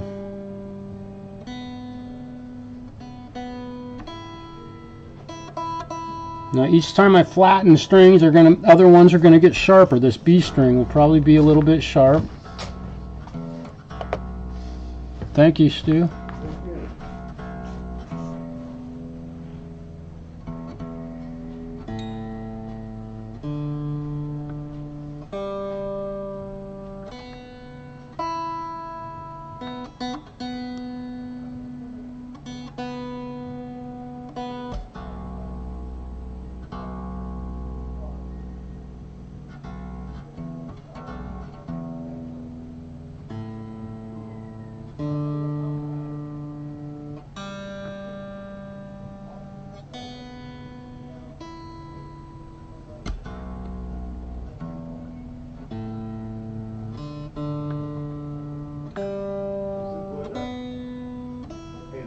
Okay. No, the bar is looking really good. I think we've finally found the spot. I'm going to have to go over it and tune it multiple times. But this is what it takes. You want to do one right. This is what it takes. Joe, hey brother. Yeah. You went over to Grandson is a Jackson Flying V. Set it up for him. I told him to be patient. Practice makes perfect. Yeah. Joe, thanks for being here today, man. I know this is kind of a long, drawn-out live stream, and but this is just a really good example of what it really, truly takes to get a Floyd Rose system to really be absolutely perfectly balanced. You've watched me in the last 10 minutes retune this guitar. I would say in the last 20 minutes retune this guitar 50 to 100 times, maybe. And it's still out.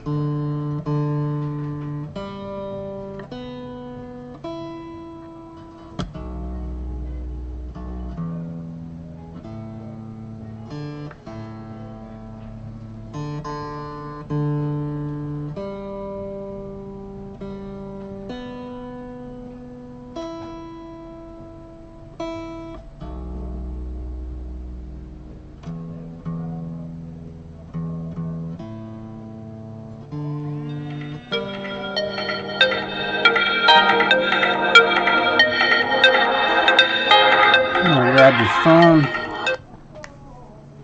Hello, this is Marshall. Hey, what's happening? No, I'm fine. I'm fine, dude. Thank you. Yeah. Oh, God, dude. Twist my arm. Okay. I'm not going to turn that down, dude. I appreciate this. It's very kind of you. How about some just straight up chicken soft tacos? Yep. All right. Do you get any of their hot sauce?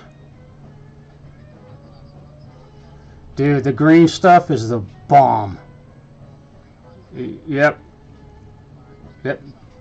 You pick. I can eat a few of them, so whatever you want. Cool. All right, I appreciate that, brother. All right, thanks. Bye. Oh, how cool is that? It doesn't happen very often. I don't generally eat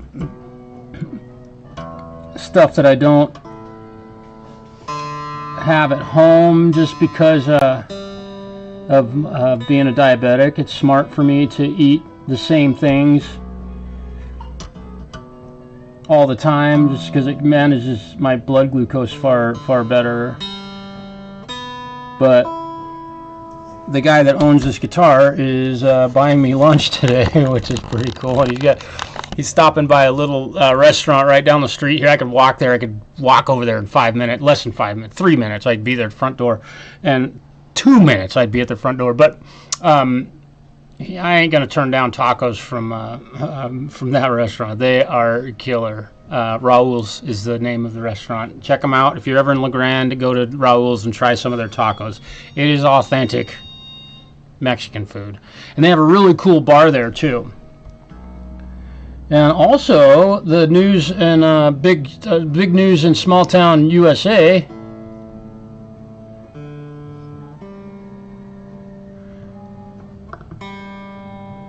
Is that all of our favorite food and music venues is going to reopen. It's a place called 10 Depot. And the address is 10 Depot Street. We call it 10 Depot. And they have some of the best food, and one of my good friends is going to be, I believe, the head chef there, which will be really cool. And my good friend Trace, who was an employee there back when they were open, and COVID is what killed that business. When everybody shut down, they were a high... Their menu is not cheap. They're a very high-end restaurant. And let me see if I can tighten this down a little bit. Yeah. When COVID hit and everybody freaked out, the business kind of suffered, and they tried to stay open. But anyhow, they're reopening, and they've remodeled the interior of the room, and they have live music. Planning to do live music, so really cool that we're going to do that. Yeah. Grandson broke a string, his friend helped him with it, but I don't. Oh, yeah. Yeah, Floyd Rose. Although the first guitar that I ever bought from a guitar shop, although I had played in a band with a guy that had a Kaler vibrato, and he had one with a Floyd Rose on it also. So I had experience watching him put strings on his guitar, and also given that Joe Satriani and Guitar Player Magazine and all that stuff were things that we young people would spend time reading, whereas kids now, they watch a video and they know it all, right? Or they don't know anything. But nonetheless, I learned very quickly, because I was playing in a real rock band. We were playing real live rock shows. I had two Ibanez RG5. I had a 550 and a 570. And prior to buying that guitar, I'd had a 550 for a lot of years. It was given to me, so I already knew how to do it. I learned how to mess with one and set them up and change string gauges and do the whole ear bars all tilted. And And that's what I'm up against on this one. My goal is to make that bar flat, and I know that the camera can't show it as well as I would love for you to be able to see, but that bar is perfectly flat now, and the guitar is in tune. And you know, you might show your grandson this video, or is it your grandson or your son? Yeah, you might show him this video and show him how much time I have had to take to change the string gauge on this was a whole string gauge change. So it's a long drawn out process, but man, once it's done, these are the best tuning stability platform guitars ever. There's nothing better than these. Nothing. Not that I've ever encountered.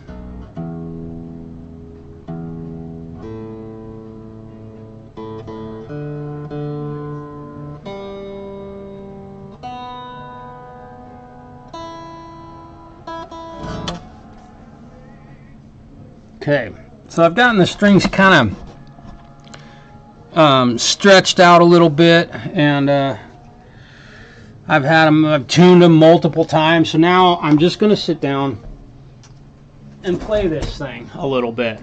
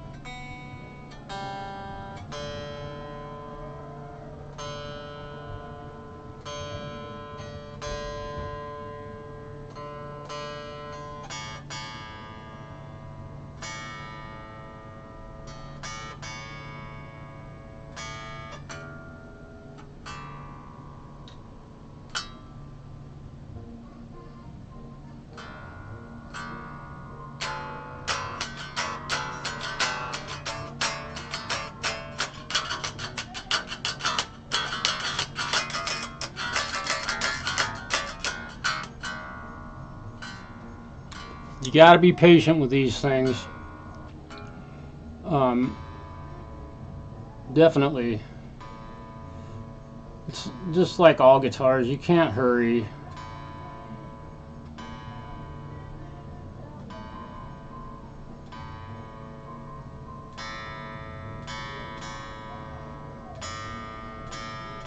These snarks, they freeze up sometimes. They just stop.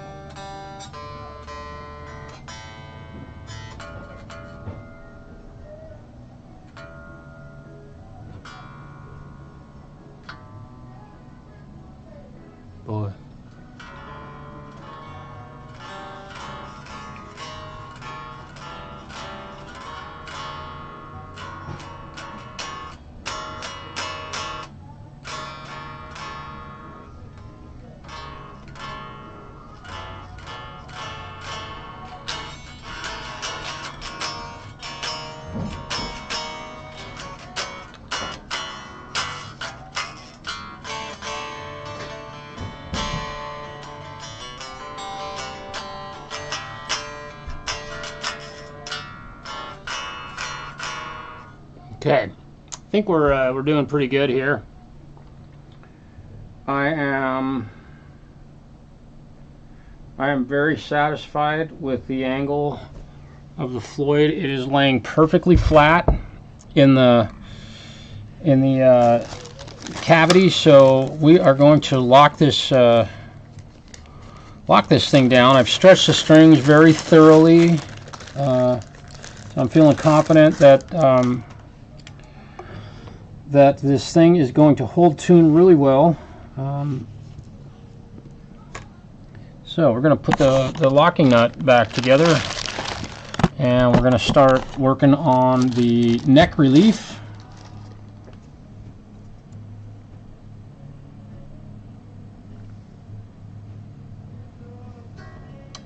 And also I kept track of where all of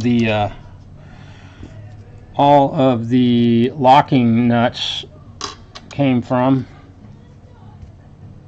so that I did not misplace any. And I remember, it seems like when he brought this thing in last time, we had to swap out this one locking block, like the other one had been misplaced or lost or something. I don't recall, because it's chrome and the rest of them are that kind of metallic black, shiny, almost mirror-like black color. Okay, so I need my 3mm, my favorite 3mm. This is not an Arnold Schwarzenegger moment, I always say that, but just get them snug and stop.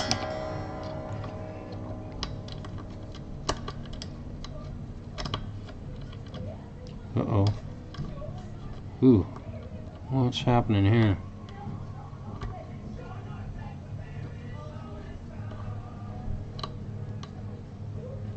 Huh. Oh, that's right. That I made a mistake here. A couple of these screws, as I recall, are actually longer, I think. Oh, that screw is stripped. We need to fix that. Let's fix that. We've got a stripped screw. It happens. Oh, where are my? Where are my?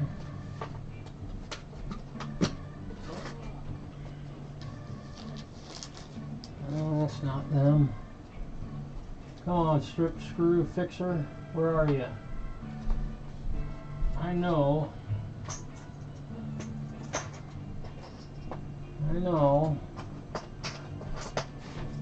I have one or two of those screws. And oh, look at that! But before I yank up, I've got a brand new black nut down here, or locking mechanism that I could put on there. But I'm gonna go back and look and see if I've got a spare part back here on one that I took apart a few years ago. Give me a moment. I gotta look in a bag.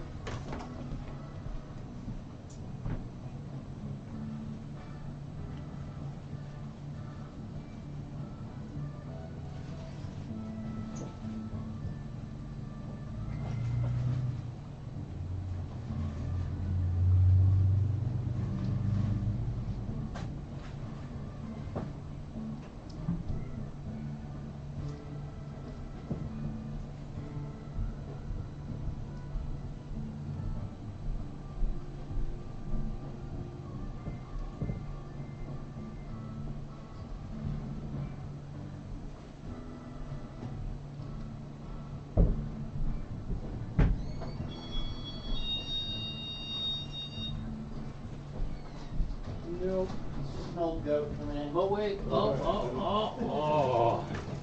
Okay, now, y'all know I never throw anything away. We're holding our breath here. Don't hold your breath. Oh boy, I'm hoping. I am hoping. That's probably the one part. No, I got a whole pile of those down here. Missing a screw. No, one of them is stripped. But I never throw anything away. Look at that. That's a good deal. Yeah, here's your old one. See? Oh yeah, that don't look good. Yeah. And this one. Who's this? Let's see if I can find one that. I didn't know what you all wanted on dude. everything, so I even got you onions and. Dude, yeah, perfect. And jalapenos and. Trying to find one that's kind of warm. And I got you 3 of these tacos. Oh, cool, dude. That's gonna be. Here you go, bro. I was actually getting kind of hungry. I appreciate that, dude. That is very kind of you. Good grief, Weston. That is. Wow. Well, there you go, man. Cool. Well, unfortunately, for it. Unfortunately, this one screw is not as worn out as the old one, so you're gonna have to. I guess I could probably hit it with some sandpaper and maybe kind of make it look like it was fucked up too. These are old and this one's brand new. You want to try it? If you want. I know you ain't worried about it, but I gotta try it. It's not like I'm gonna hurt anything. Oh hell yeah! Oh dude. Get a little scuff up look on it. Yeah. Now it looks like the other ones. Here we go. I wasn't worried about it. Those little touches, man. All right. So it's finally all tuned up and holding tune and ready to. It's just time to shred. Now let's tune it. I want to let you play it real quick. I haven't done anything with the intonation or any of that, but.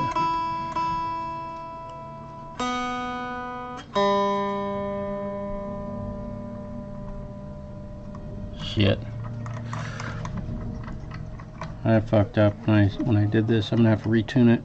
Well, it doesn't bother me. It stays here any longer. Yeah. Well, I forgot to tighten these down. I always take them down a little bit so that you have room to flatten the strings and sharpen them. Which I forgot to do that. I get it, buddy. I do it too. The worst one's when you have to do the spring adjustment. The what? When you end up doing spring adjustments. String adjustments. Spring. Oh, the spring. Yeah. Well, in this one, I'm gonna have to intonate it also because I had the whole thing taken apart. So it's gonna be a little while, but that's fine. I was gonna show you this guitar, but I want you to move on. Oh yeah. Before I head out.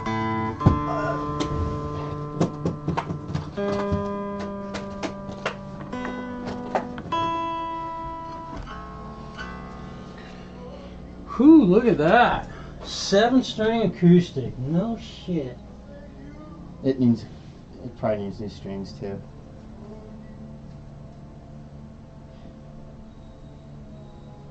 Well, they're not rusty like the ones on that one. No, they're probably newer than that one. But it's got a little bit of cobwebs on it. Yeah, let me feel this thing, see what she feels like. God, this 7-string acoustic. Wow. You can get down and dirty with it. Yeah.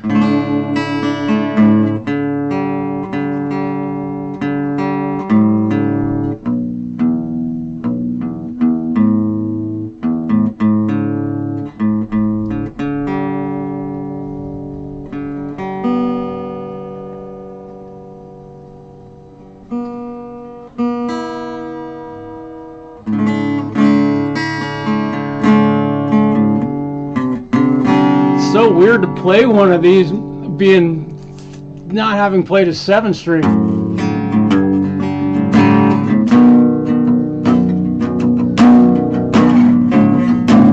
Wow, dude. Has a different sound to it. Wow. What I like too is like if you're playing like Hotel California and you're playing that The F sharp. F right there. Yeah. Or the B. Yeah. You just hit that one. Yeah. And have it be rolling. And then you got your bass note with it.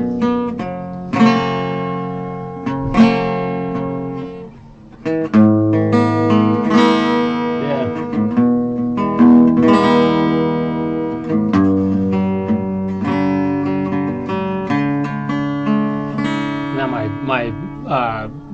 my stream is totally, it's global blocked for playing a Eagles riff on the. Yeah, they won't know on that long. Wow, that's.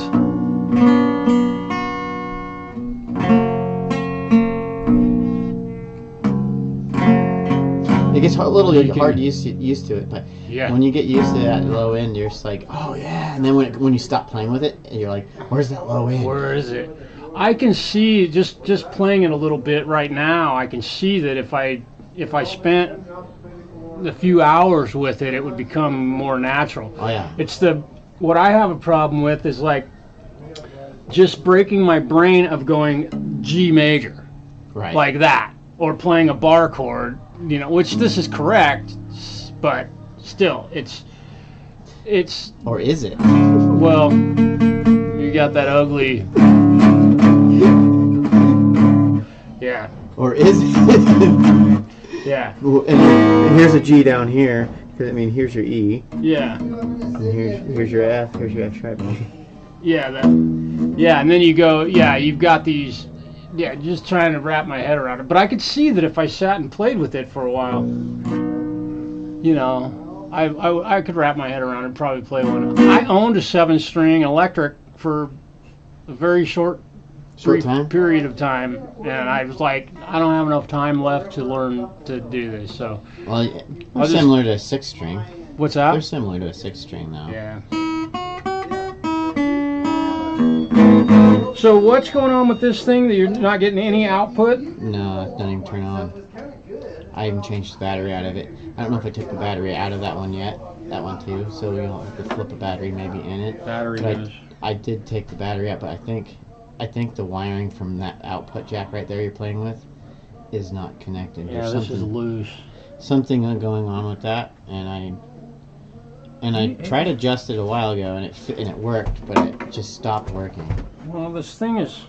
Let me see. Oh no, it does plug in all the way. That's cool that's backwards on there. That's kind of a neat thing, but all right. So you're getting no output out of it. It doesn't even turn on. You can't even tune it.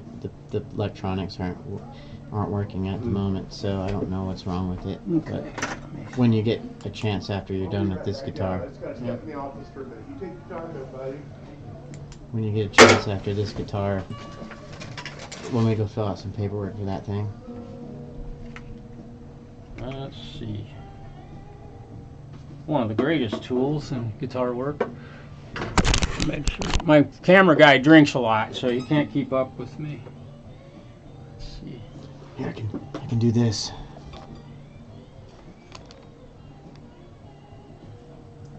Battery pack looks good, and I can't. Yeah, if this thing. The connections look good in there, but it could be a bad piece of wire. And I don't know why it's not connecting. I've changed batteries out in that sucker. what? Brand new ones, all kinds of stuff. Sometimes what happens. Thank you. You don't drink like my normal camera guy does. No. Sometimes what happens is the inside of these. There's 3 pins. Mm-hmm. You've got your signal, your ground, and then your battery circuit. Whether it's the negative or the positive, whatever they have to complete that circuit. And sometimes that internally the jacks just fail. I mean, it's sad but true. No pun intended. But, and the fact that you plug a cable in here, and well, the tuner should work. The tuner should work with it unplugged, shouldn't it? Yeah, and I can't get it to even turn on. Yeah. So there's something. Yeah, there's definitely something. And it's not that old a guitar. No. I got it in 18. And it has a battery in it. I gotta ask the question always. I don't know if it has battery in it. I might have taken the battery out, but it might have one. It might not. You did. What's that? You did. Oop. I did have battery in it. No, you took the battery out of it. Yeah, I took the battery out of it. It was I've tried so many batteries in that van, changing them out. Oh, it worked. What? Are you kidding me? I've even bought brand new ones.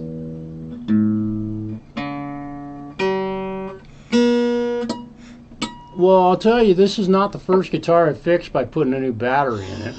But I bought brand new ones and put them in there. Maybe I put it in backwards. That might have been it. Yeah. And I just got lucky. I just dropped it in there. Now that's the thing that we need to look at. Is I'm going to pull the battery out of here and see if it will. If we put it in backwards, number one, if the cover will close, and it will, and it won't work.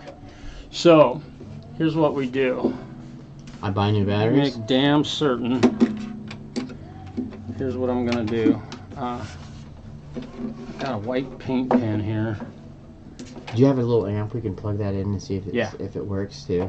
Plus, minus. Okay. Come on. Now I feel like that guy that calls up the electronic company to come plug their computer in. Yeah, that's it. But come plug my computer in. I mean, my computer's broken. It won't turn on. Is it plugged in? Yeah. Is it plugged in? Is it plugged in?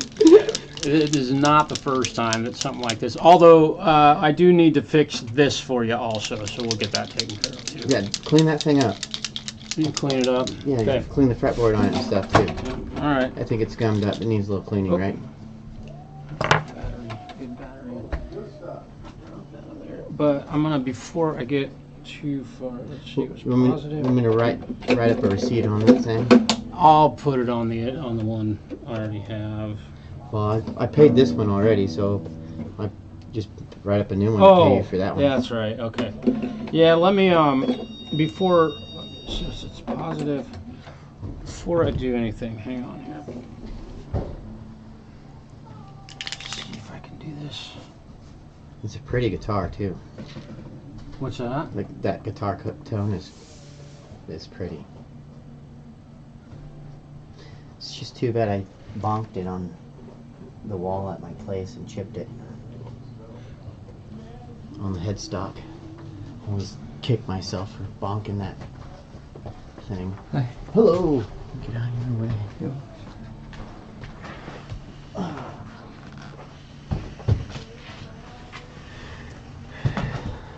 So, in the future, plus minus. Oh, we go. There we go. Now it'll be difficult to put the battery in here incorrectly. Did you plug your machine in? It won't turn on. Did you hit the power button? Dude, this is not the first time. And the fact that this battery will actually go in here backwards is a terrible design flaw. Well, I think it's just electronics on that part there too. So. Well, there might be something wrong with it, but I want to let this paint dry. But I'll plug it in and make sure it works. Okay. Of course. I'll go write up a deal for it. Okay. Yeah. Ask Stu for a work order. He'll give you one. All right. Cool. Yeah. And by the way, me and this guy go back. I met him when he was in high school in like 2003, by the way. So, no, it's kind of how we roll here. And he insisted on paying for the guitar, the work that I'm doing on this guitar, so it's already prepaid. But this one I'm going to take a little bit more time because I'm doing more repair work. It's not very specific, so I'm going to make him wait to pay for it until he gets it done. But what I've done on the inside of this is it's not the greatest because I don't have a real thin pen, but negative and positive. So, of course, that paint will wear off of that thing. But also, this thing's been slobbered on and it's got beard. Probably, no, he doesn't. I don't think Weston uses any drugs. He's a very, very avid MMA fighter also. And he still has all his teeth. Good afternoon. Okay, so I'll be right back. Yeah, give me just a second. Yeah. Put this thing. All right. I'm glad you made it over. How was the drive? Oh, okay. Whew, I got Raoul's lunch sitting here cooling off for me. Okay, let's see. Wow. Yeah, the battery.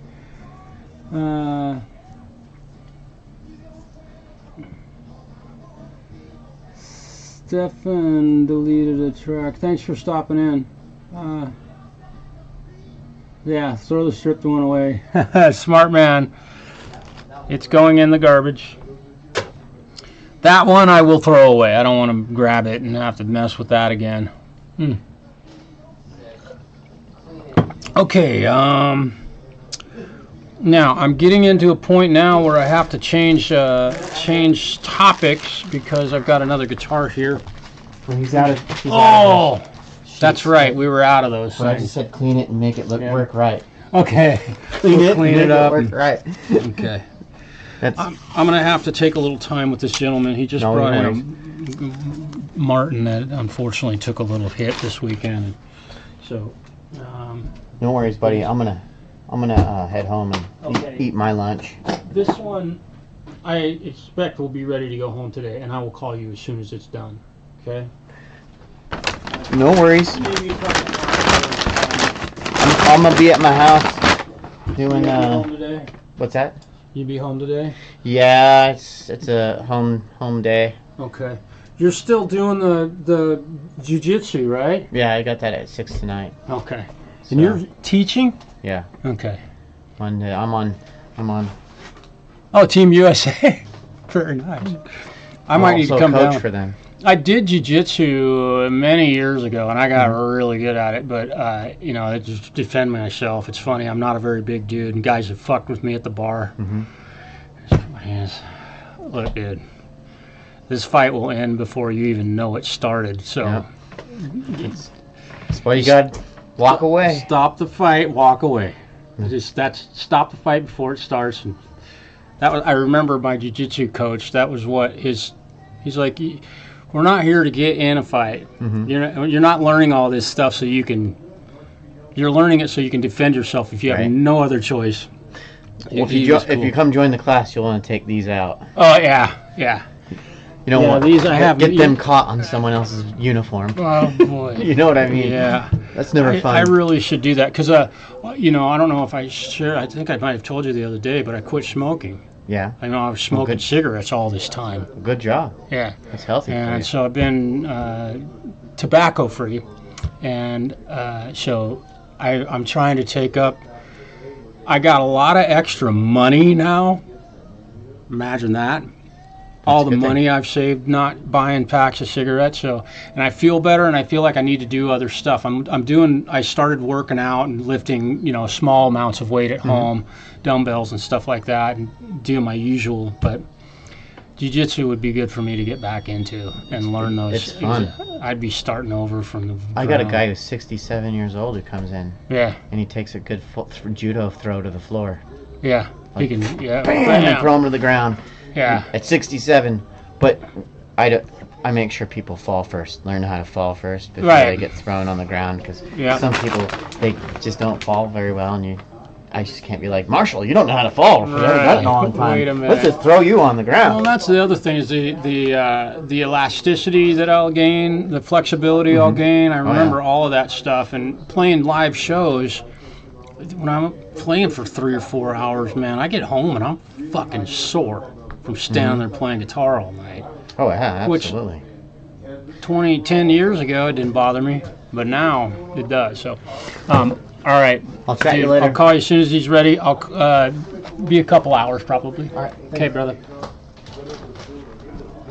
I mean, I'd rather I can pull 2 or 3 breaths. Not a good thing. Thanks, buddy. See you later. Okay. Hey, Marshall. So John is my name, and I've missed what I've been talking about.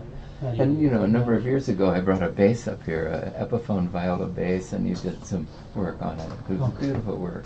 Nice job. So I thought you could maybe do this little thing. I'll show you what I'm. Yeah, it sounds like a pretty simple thing that happened, but Well, I set it down on the stand and ping. I remember doing it, but I didn't pay any attention. I was working, you know. Yeah. So the next day, cleaning up the instrument, I knocked that whole thing off of there. I went back, but I couldn't find it. It's gone. You're sure of it? Oh yeah, it's gone. Yeah, long gone. Did it happen at a restaurant or a No, bar? a gig. Yeah. At a gig. They cleaned up and somebody picked it up and threw it away. Yeah. Not Who knowing. knows? Who knows? Yeah. Parts were $100. Yeah. Boy, it broke off clean. Yeah, it came right off. Yeah, I have it. So I'll show you. This is the 35, and it's pretty much the same. I'll show it to you here. Thin little white stripe. Yeah, it's on got there. that white little line through it. But you don't have to reproduce that unless Martin can get you one. You know, I don't know. It's nice that you have an in there. You said you know somebody there. Yeah. Yeah. Well, maybe they can help then.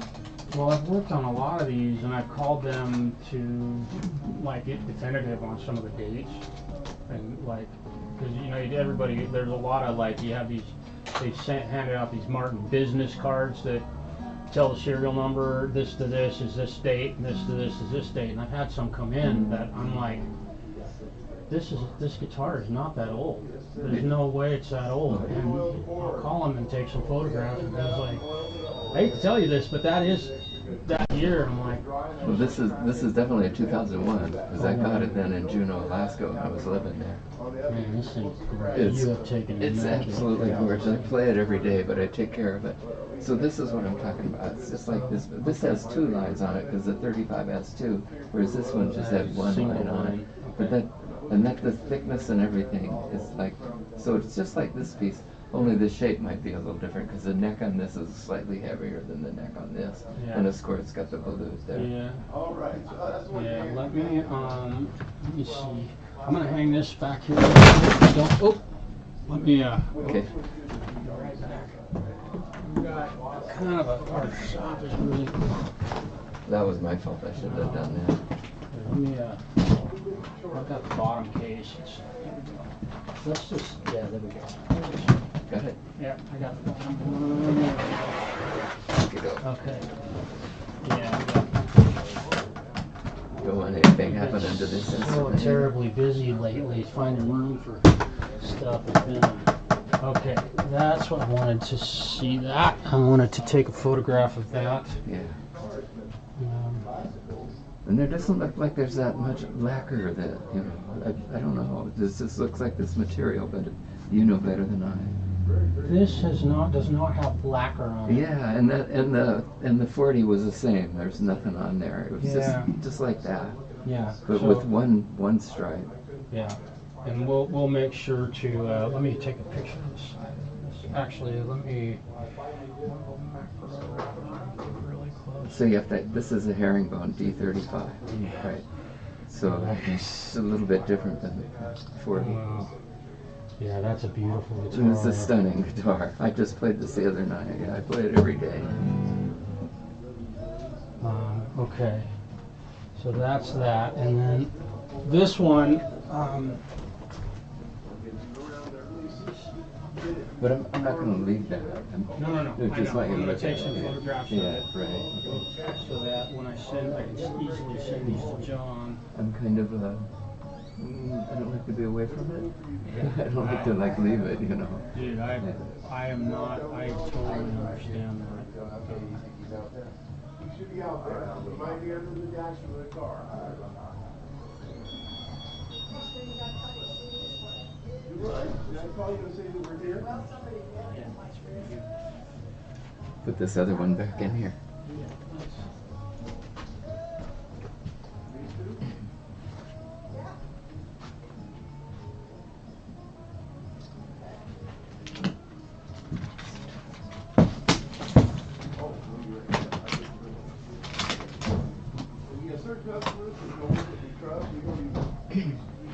Now I know that sometimes, like, given the fact that line is in this one.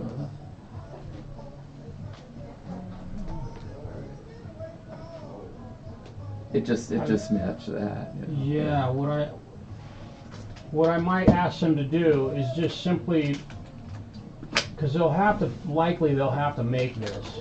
They'll have to make the 3 layers to have that. I know, that's what I was thinking, so I don't know. So what I would like them to do is just build the bottom, like have where the line is, send me a piece with extra material on that side of the line, and then I can just sit there with a piece of sandpaper and sand it down, put it up here, and make sure that line lines up with it.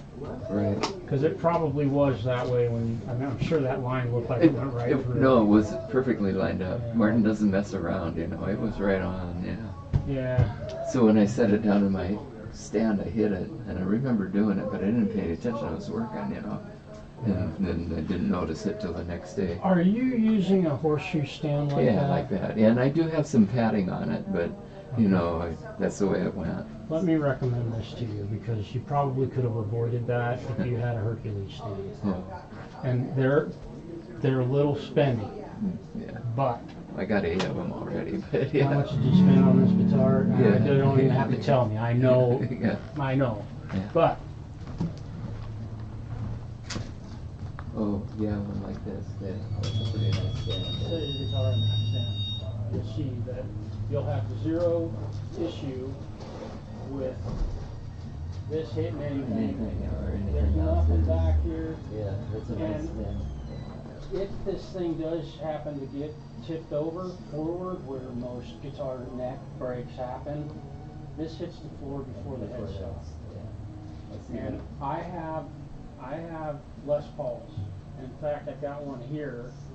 It weighs 9 pounds. Is it that heavy? Yeah. It's 11 pounds. And it was in a triple Hercules guitar stand. So I had 2 Les Pauls and my strap hanging on that thing. And the stand, I can't remember what happened. There were a bunch of people dancing on the stage with the band. We were just having a good time, and it got knocked over. And all 3 of those guitars went down with the stand. So I highly, highly, highly recommend these stands. How much are they? Let me see. Let me go look that up. I'm not sure. $60? Yeah, probably. Sometimes one of the employees or a customer that's like, can I borrow that? What were your cars to?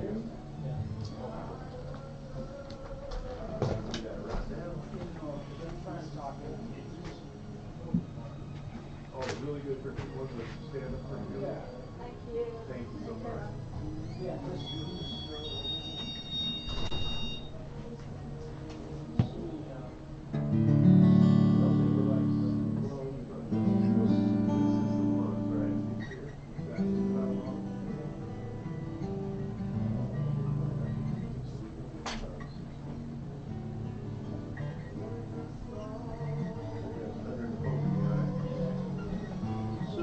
These stands, we can do them for about $68, and I've been playing very expensive guitars. You have too, and I tell you what, you will never see me set one of my guitars in one of those stands. Yeah, I have them all padded up with socks and everything to take care of them, but I'll keep that in mind. Yeah. But first I gotta pay for this. So. Yeah. So let's don't worry about any money right now at all. Yeah. I'll get a hold of John. I'll email him the photographs. I'll call him and talk to him first, and he'll send me the picture, and we'll get that done for you. And I'll see what they have to say about whether, if they give me any guff about being able to make that match this. At that point, I'll call you and say, this is what they're telling me from Martin. I doubt that's going to come up. But they'll also probably give me an idea of how much the cost is going to be on that, and I'd like you to know that before I go and order something. Yeah, or maybe they'll just send you this kind of stuff, and then you'll have to shape it out of there, which is fine too, whatever works, And even if we can't get the black line in it, fine. Even just the white, I'm good, The proper material. Yeah, I'm going to go to bat for you on that black line, because I can see how that looks really nice, and it's just that little touch that makes a guitar worth this much. Yeah, I want to keep it original. Yeah. It's what is it? 23 years old. It's going on 24 now. And it's a daily player.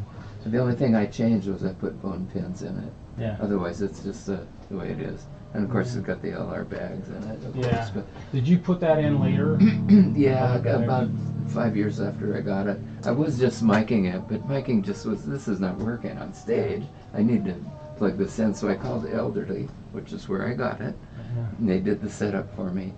And I was asking the guy there, a guy named Stretch, and LR Bags had just come out with this. This was pretty new at that time.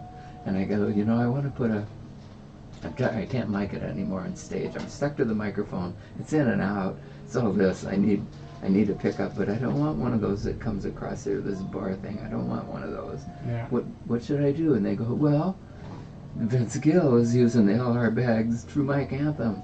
And in fact, we set it up for him and blah, blah, blah. And this is what I suggest you to do. So I send it back to them. They did it. The 35's got the same. It has the same pickup system. It's the same pickup, yeah. Excellent. It's beautiful. You know, because it's got the PZO, but it has a little microphone under here, and you can dial that in and out. Yeah. Plug it in. Blend it. And it's just beautiful, no matter what the volume it is or anything, you know. I use K&K pickups. I'm a K&K dealer, and I have put some of those systems, and they're much newer, obviously a newer system than these, but also they're made here in Oregon, which if I can buy something made in Oregon, I'm going to buy it. Yeah, that's nice. But those pickup systems sound. Yeah, this thing just sounds like it just sounds like what the guitar sounds like. Is that switch in the middle? It's a phase. It's a phase shifter in okay. case you got a feedback on your cable or something. You know? Yeah. Otherwise, yeah, it's got volume, and then it has how much you can blend in. Well, and what's that little button do? Is that the phase? No, that just shows you how much battery you got. Oh, I got you. And then there's a little, when you first set it up, there's a little Phillips screw here that how high you want it. Yeah, you know, and so I dialed that in, and I got this guitar. Just plug it into everything, and it just plug it into my amp, and no matter what volume I'm at, it just says my guitar. It's stunning. With the phase switch, what those notoriously are for is if you're playing with another guitar. Yeah, and you get feedback coming off of the other one. Well, not only feedback, but if you guys are out of phase, I every single acoustic show I play, I'm up with another guitar player and we hit a C major chord, and I hit that phase switch while we're both holding that chord, and what'll happen is either you'll get some low end that just goes or it'll just get thin, because if you're out of phase, all those low frequencies get removed. So it's really designed to make sure that you're in phase with another acoustic or instrument on, or whatever microphone might be out of phase, and with them in phase, you get it's a whole other world. I haven't. I've played with a lot of other acoustic players and with people with different pickups and stuff, but I'm usually a little ways from them. And I have not experienced that issue. No. I haven't had to use that. Yeah. But you just try it one of these times when you're plugged in with another guitar that's plugged in. Just, hey, let's play a C major. Here we go. Boom, and just reach in there and throw that phase switch just once, and you will instantly hear something either get way better or way worse, or it'll get quieter, or it'll get like, oh, there's a little low end. It's shocking what that can do, and it also can sometimes force you to adjust your tone knob, because now all your bass frequencies are audible. Okay. And you're like, wow, I had the tone turned way down because it was so bright. Now. Yeah. Oh, okay. That's anyway. Give that a try one of these days. Yeah. Okay. All right. So you're done with this for right now? I've gotten everything that I think I'm. Do you want my home phone or do you want my cell phone number? Let me, Here, it might be. There we go. Should have been that. Okay. Are we ready? Yeah, let's. Because you can either text me or you can text me and phone me. Let's write down your contact info. We've ran out of. I think you have it in there from years ago, but maybe not. Yes, I do. In fact, when you called me and told me your name, I looked you up.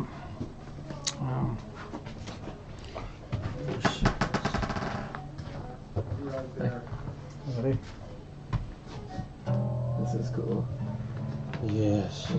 those things are. I have a friend in Baker that has one of these. They're very similar.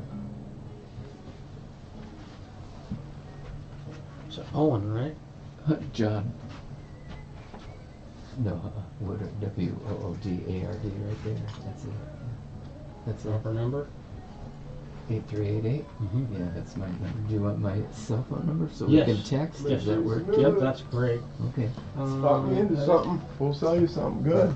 So what are you looking for? Oh, I'm just looking to see if you have anything like. Because I do use my home phone all the time. In fact, I was talking to you on that this morning. Uh-huh. So I use it all the time. What and I have brand the is answering the machine. truck? But if we want to text, we can It's a text. Toyota Yeah, pickup? that's great. Let's see. So Okay. text is at 541. 541. You have like a 239. spacer for like 6.5-inch 85. speakers. I probably have some I'll switch these 3/4 around. spacers. So we can communicate that way back Yeah. and forth. But sometimes I it's good didn't to measure talk it, but- too. Yeah. Yeah. Because I get Usually, more of an if you're understanding of running what's with going windows on. hitting the Yeah, windows hitting the and I, yeah. What kind of yeah, you put I- some big old bad boys in Oftentimes there? I Just call some people 6.5 almost inch every That's week all, when I'm and you done. had them in the And if they original, don't or answer did for you whatever hold? reason, I send No. a text. Send a No, text. it's- That way, I'm just Yeah, we replacing can the speakers. Communicate. I can't always. Oh, answer it the had- phone it had every time spacers somebody on it calls, already. and I don't Busy. expect other people to do that.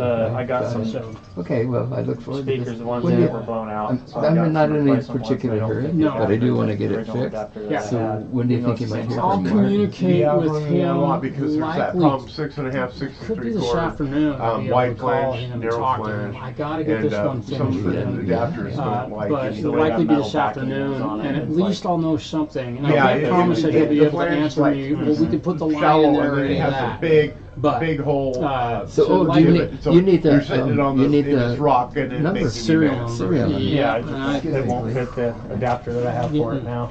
All right. You have the speaker here in the truck here? I don't. I should have brought the adapter or the speaker, huh?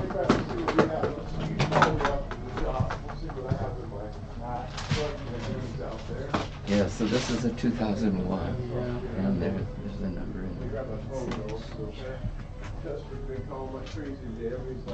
It is. This is a D40, It's a right? D40. It's pretty curious. It's pretty interesting. It's got East Indian rosewood on the back here, but on the sides it's Honduran mahogany. Yeah. I know it's really, so that gives it, this thing just sounds like, you would not believe what this thing sounds like. I love this thing. It's an open D with a silk and steel, and it's just like, really? With those types of strings on it.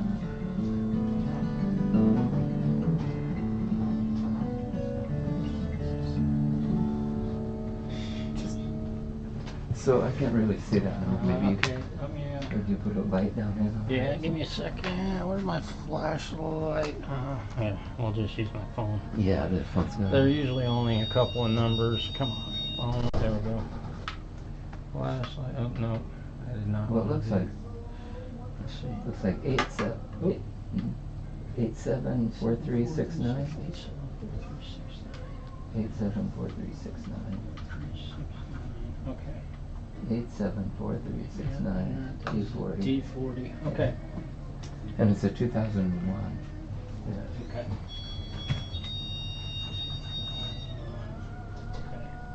And the 35, I've had it 19 years now. It's going on 20 years old. It's a 2005.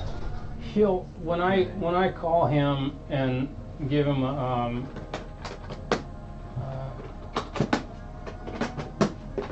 They probably have it on record. I was living in Oh, yeah. Juneau, Alaska at the time when I got it, and it was a present to myself when I retired from my job.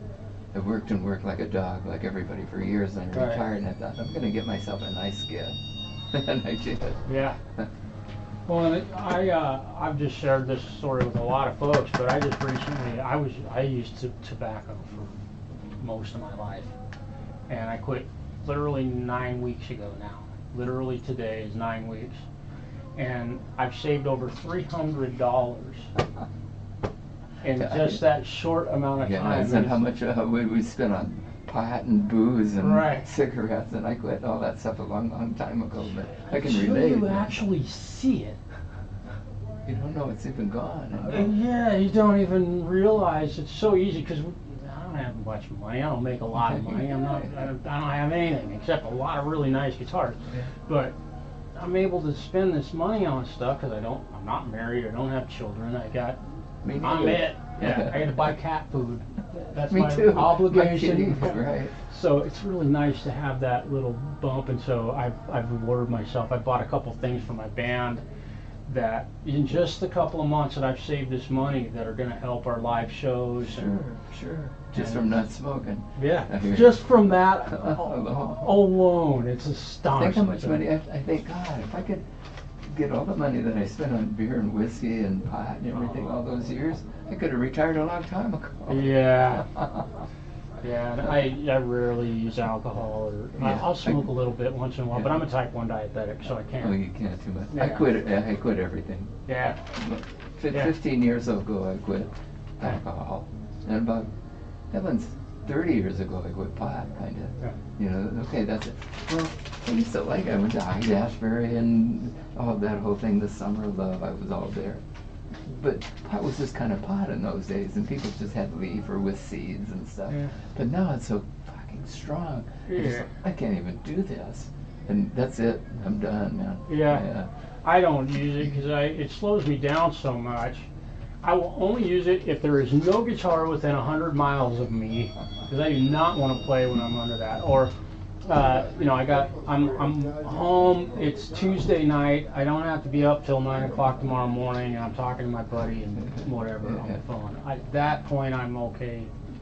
But you ain't kidding. Yeah, I know. It's stuff just too strong. Wow, knock down your ass. Okay. So John, I have everything. Make sure that. Oh, I thought I had it on the back. 523-239-8544. That's a text, and I know that you got it in there. But the phone works. My house phone works also, and I use both of them. So contact me, whatever works for you, and we'll communicate. I'm gonna. Come on. Do you play with McLeod? I think I asked you that once before. I don't. I just get to listen to him teach lessons here on Wednesdays. Yeah. Or Tuesdays. I took maybe it's today. I took some Telecaster lessons from him one time. Did years you? And years ago. He's an amazing instructor. Okay. I just texted you, so it should come right you through. should have that. Oh! You gotta put send. Yeah, no, this message cannot be delivered because I sent it to your. Oh, the home phone? Yeah, your home phone. Yeah, that won't work. Doggone it. I need to switch those. Numbers. Which. Come on, Marshall.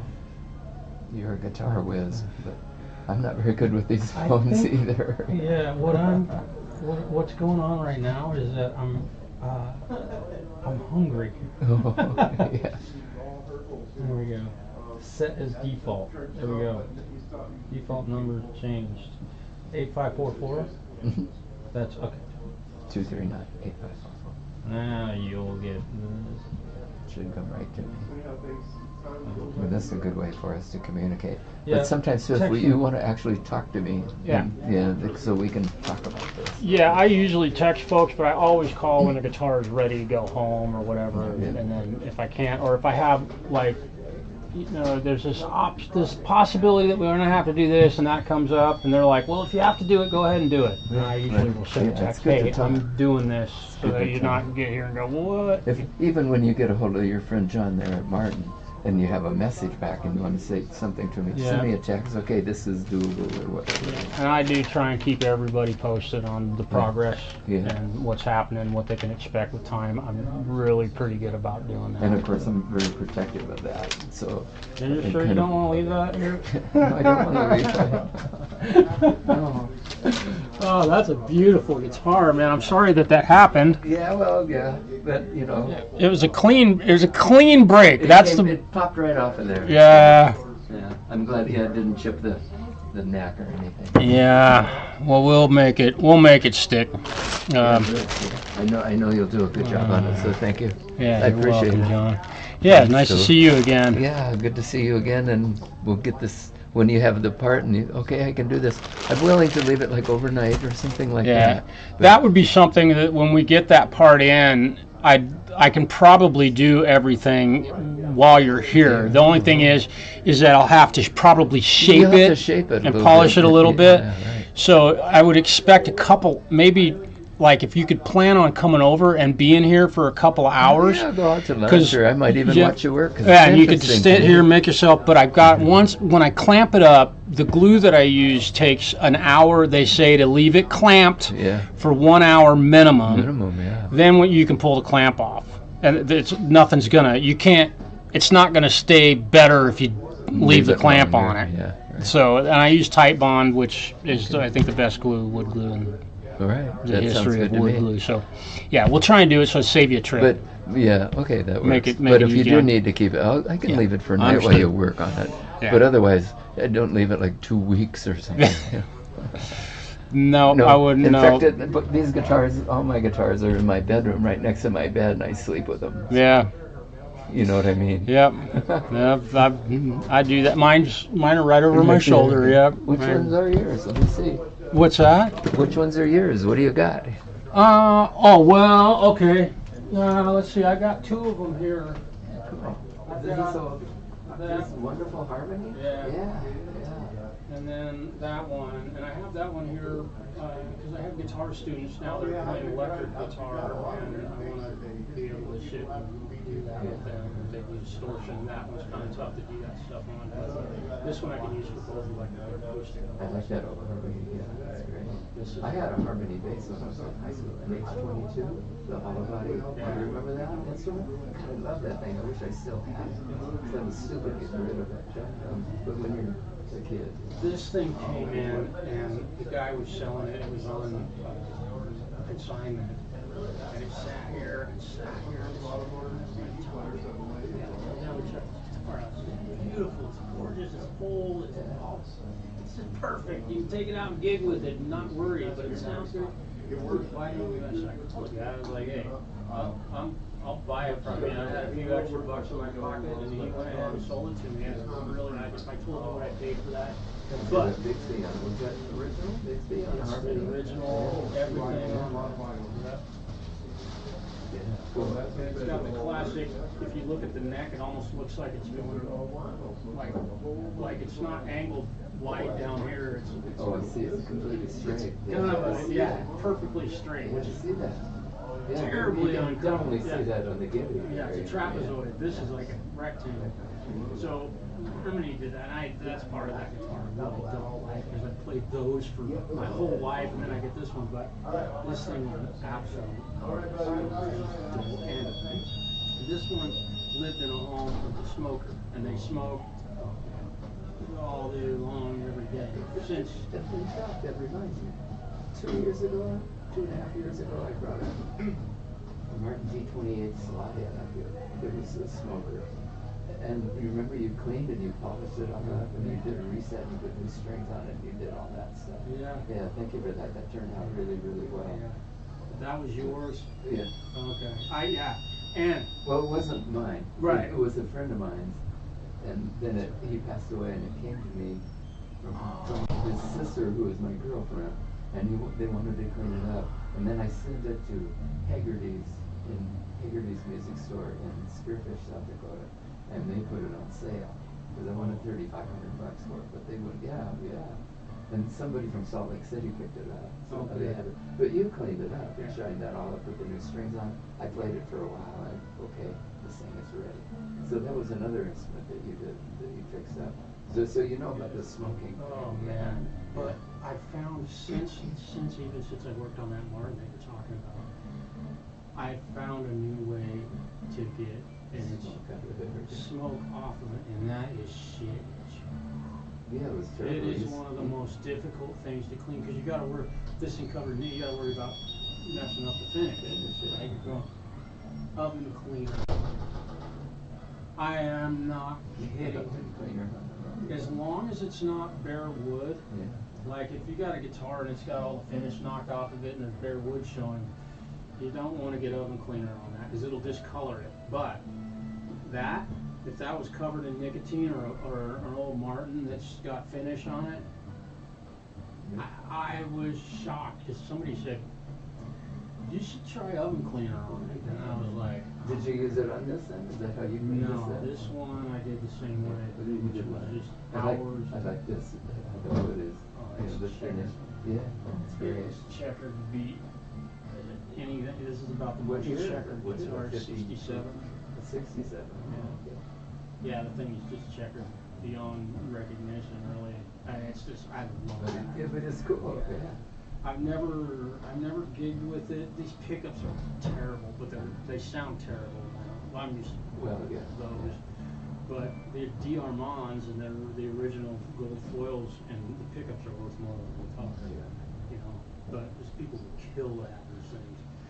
But just because That's the pickup that my H22 had on. It was a bass, but it was a bass pickup for that, and they looked just like that. Yeah. It was a single cutaway, and a lot of jazz players now are trying to get those H22s to play them. And I took the metal strings that it came off. They were round wound, you know, and they squeaked and stuff. So I took them off and I put those plastic coated bass strings on them. Oh, Dude, yeah, there it was. Sweet. Yeah, It was just high schoolers, you know, but it was nice. Yeah. Well, and the only thing I've done on this is I altered the bridge because the other one, I can't remember what this part is the original. This part, which is astonishing, this was still on the guitar, but I replaced it with this bridge because Looks like a Gretsch. yeah, because I can intonate it. Yeah.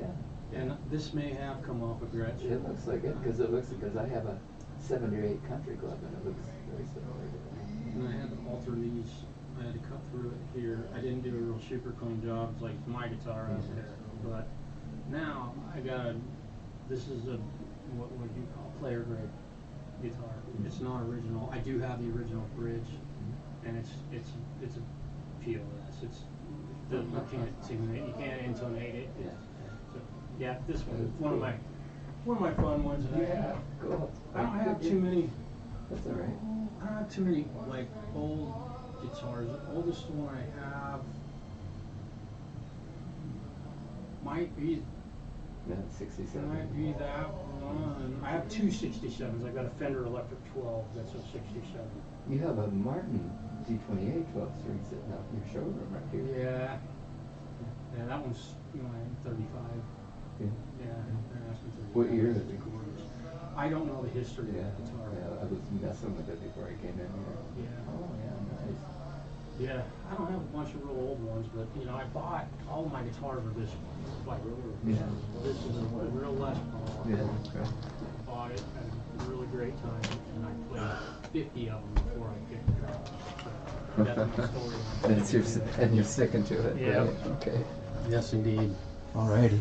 Okay, Marshall, we'll be in touch. And thank you so much. And All it's right, good to see John. you. Yes, you have a great day. Yeah. If you forget one of those, it's okay. We'll play it while you're. Okay. See you later. See you later. Yeah, let me get that door for you. Okay. My goodness. Oh yeah, Joe. Smoking is a terrible habit, and it's been nice to have quit. I know I've been not paying any attention, just letting this live stream run probably.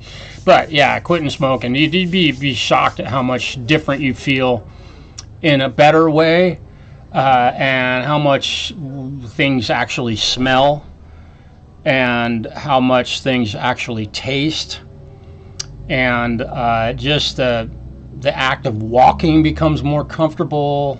I mean, dude, it's astonishing. And for me, being a single person,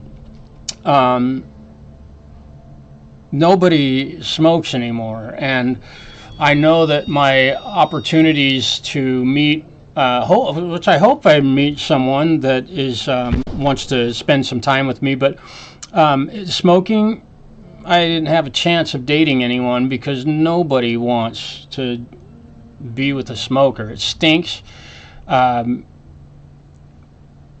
It's unhealthy.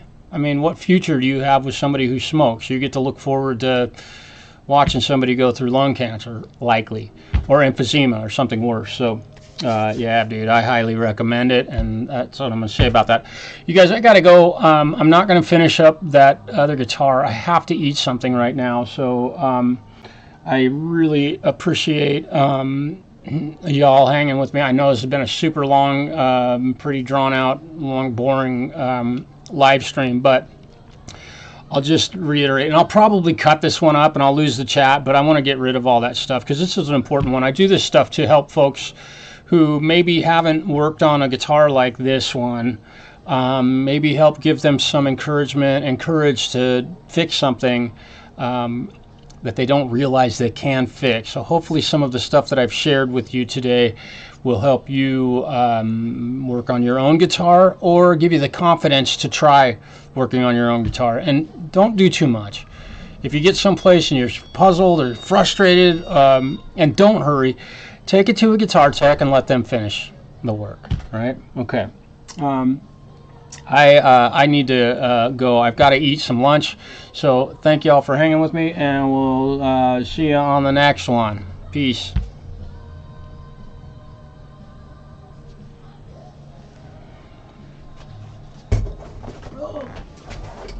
Oh.